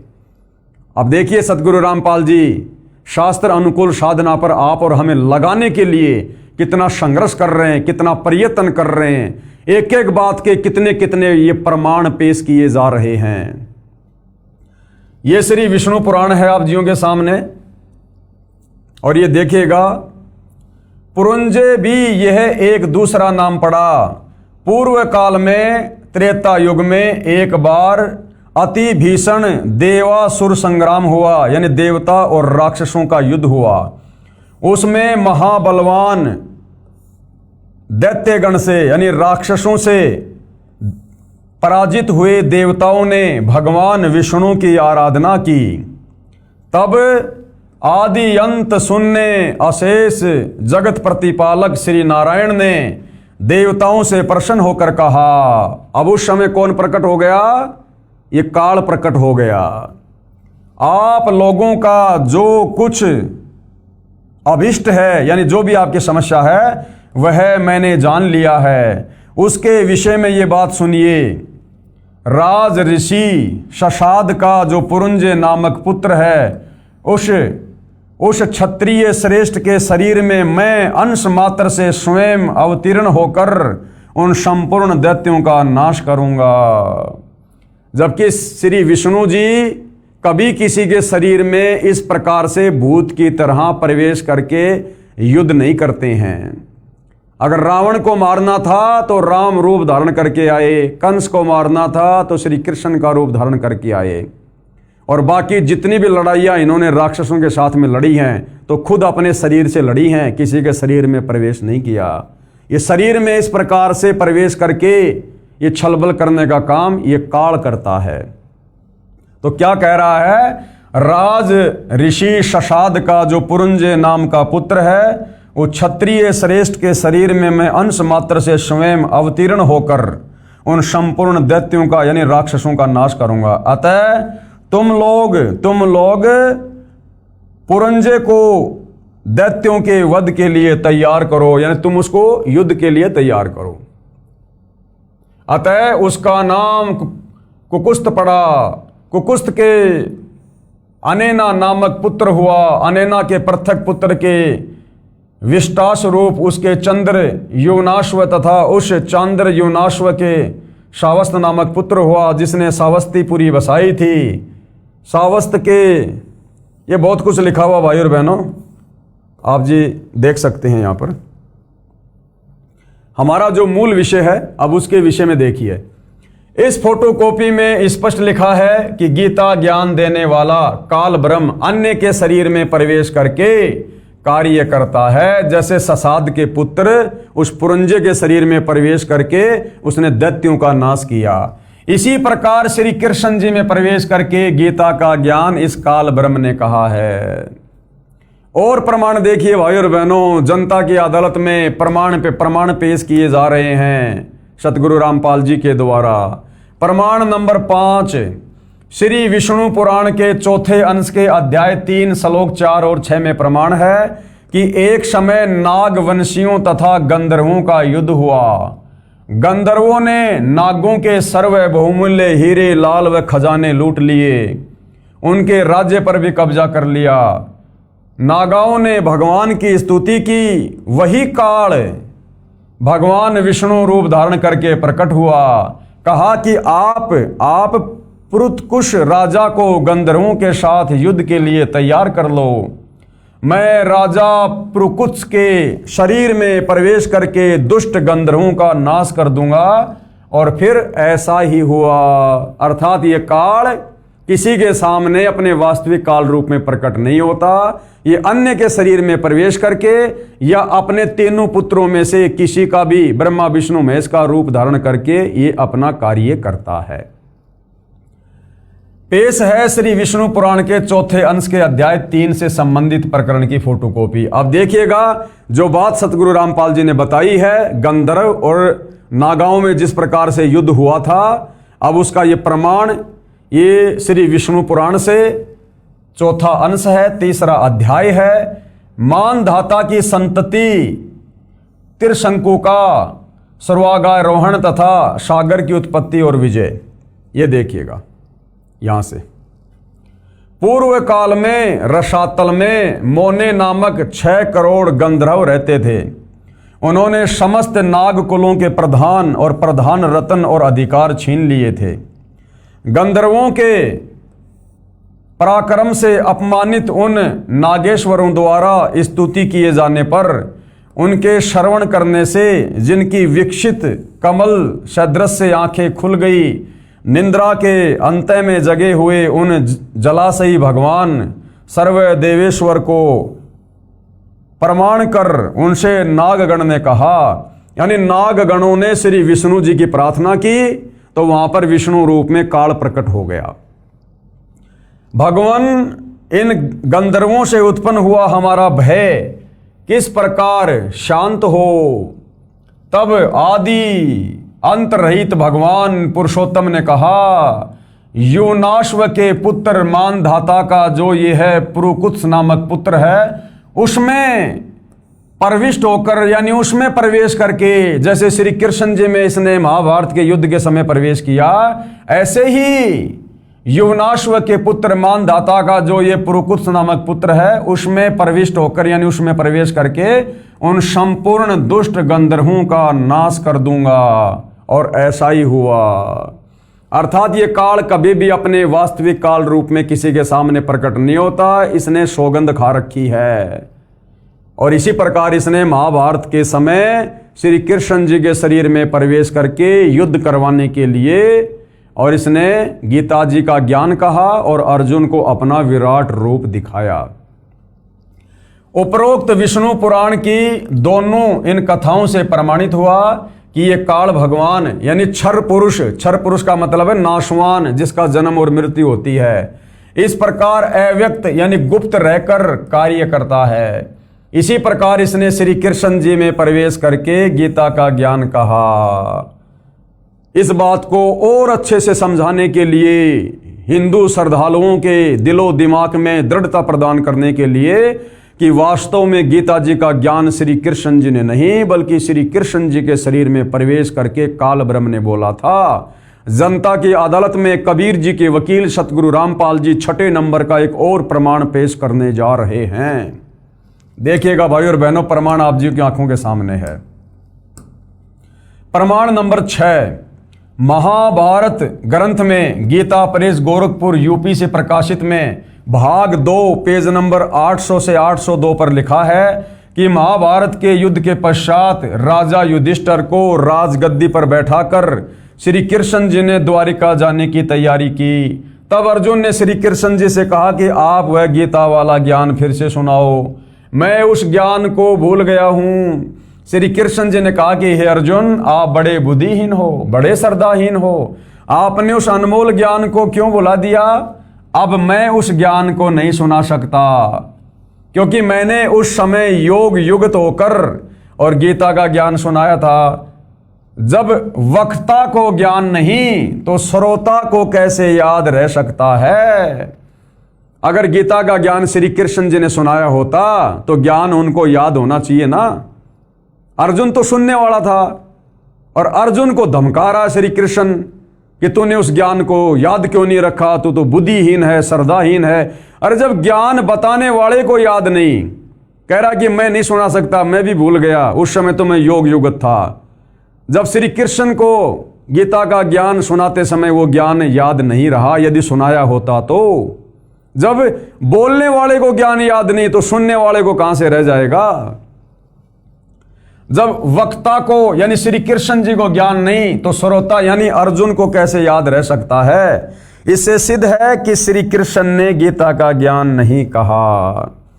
इसके प्रमाण के लिए पढ़िए संक्षिप्त महाभारत ग्रंथ भाग 2 के पेज नंबर 800 से 802 की फोटोकॉपी इसी पुस्तक के पेज नंबर 78 और 80 पर, जो पहले हम पढ़ चुके हैं, देख चुके हैं।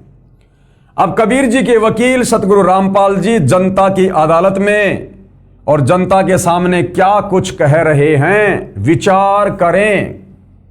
यानी परमात्मा चाहने वाली हिंदू समाज की आत्माएं, विचार करो। युद्ध के समय योग युगत हुआ जा सकता है, तो शांत वातावरण में योग युगत होने में क्या समस्या हो सकती है? अर्जुन के पूछने पर कि भगवान एक बार वो गीता जी वाला ज्ञान मुझे फिर से सुना दो, तो श्री कृष्ण जी कह रहे हैं कि तू तो बड़ा बुद्धिहीन है, बड़ा श्रद्धाहीन है, तूने याद क्यों नहीं रखा? हे अर्जुन, उस महाभारत युद्ध के समय तो मैंने योग युगत होकर गीता जी का ज्ञान सुनाया था। अरे भैया, जब हाथी घोड़ों की चिंगाड़ों की आवाज में बड़े बड़े वो अग्निबाण छूट रहे थे, बड़े बड़े योद्धा, 18 करोड़ सेना, कितना शोर शराबा होगा। जब उस समय श्री कृष्ण जी योग युगत होकर समाधि लगाकर ज्ञान सुना सकते हैं, तो इस समय तो अर्जुन के साथ में महल में बैठे हैं, तो महल में तो वैसे ही शांति है, शांत वातावरण है। जब लड़ाई झगड़े के माहौल में कोई समाधि लगा सकता है तो शांति के वातावरण में तो तुरंत समाधि लगनी चाहिए, तुरंत। लेकिन उसके बाद भी श्री कृष्ण जी अपने आप को बचा रहे हैं कि अब मुझे भी वो ज्ञान ज्यों का त्यों याद नहीं है। अरे भैया, आपने बोला होता तो याद होता। विचार करें, युद्ध के समय योग युगत हुआ जा सकता है, तो शांत वातावरण में योग युगत होने में क्या समस्या हो सकती है। वास्तव में ये ज्ञान काल ने श्री कृष्ण में प्रवेश करके बोला था। श्री कृष्ण जी को स्वयं तो वह गीता का ज्ञान याद नहीं। यदि वे वक्ता थे, यदि वो ज्ञान श्री कृष्ण जी ने बोला था, तो वक्ता को तो सर्व ज्ञान याद होना चाहिए। श्रोता को तो प्रथम बार में 40% ज्ञान याद रहता है। इससे सिद्ध है कि गीता का ज्ञान श्री कृष्ण जी में प्रवेश होकर काल यानी क्षर पुरुष ने बोला था। उपरोक्त इन प्रमाणों से स्पष्ट हुआ कि श्रीमद् भगवद गीता का ज्ञान श्री कृष्ण ने नहीं कहा। उनको तो पता ही नहीं कि क्या कहा था। अगर पता होता तो अर्जुन की प्रार्थना पर वो सत्संग, वो ज्ञान जो क्या त्यों सुना देना चाहिए था, बता देना चाहिए था। अर्थात श्री कृष्ण जी के शरीर में प्रवेश करके काल पुरुष, क्षर पुरुष ने बोला था। अब आगे क्या कह रहे हैं? आंखों वाले अंधे।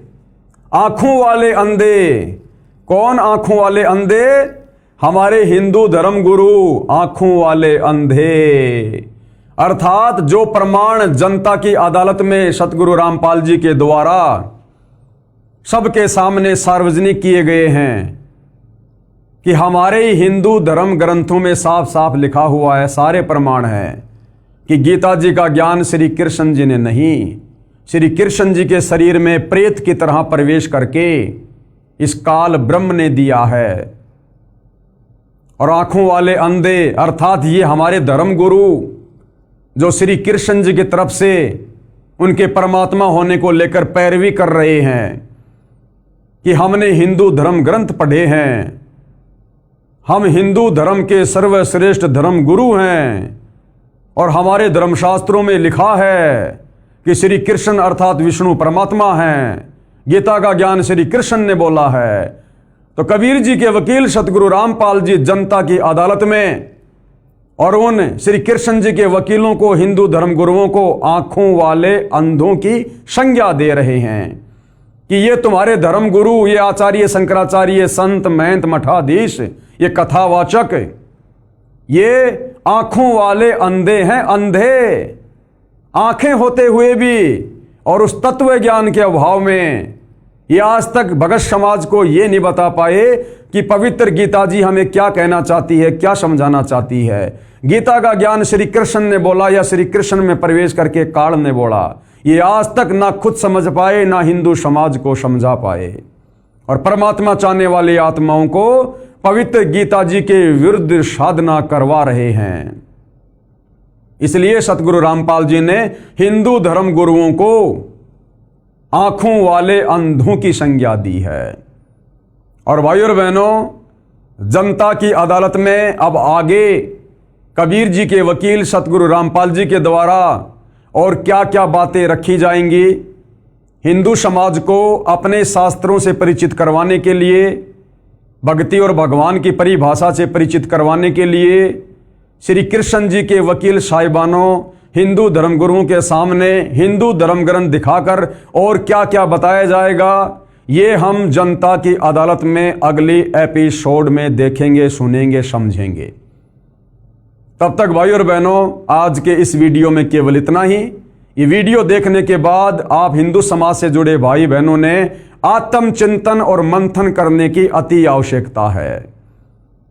आपकी आंखों के सामने आप ही के धर्म ग्रंथों से प्रमाण पेश किए जा रहे हैं। हाथ कंगन को आरसी क्या, पढ़े लिखे को फारसी क्या। वीडियो समाप्ति के बाद आप जी ने इन पॉइंटों पर जरूर विचार करना चाहिए। इस पवित्र पुस्तक कबीर बड़ा या कृष्ण, आप इसको गूगल से डाउनलोड कर सकते हैं या सतगुरु रामपाल जी की वेबसाइट है www.jagatgururampalji.org। आप यहाँ से भी इस पवित्र पुस्तक को डाउनलोड करके पढ़ सकते हैं। और ये वीडियो जो आपको बता दिया गया है, आपको दिखा दिया गया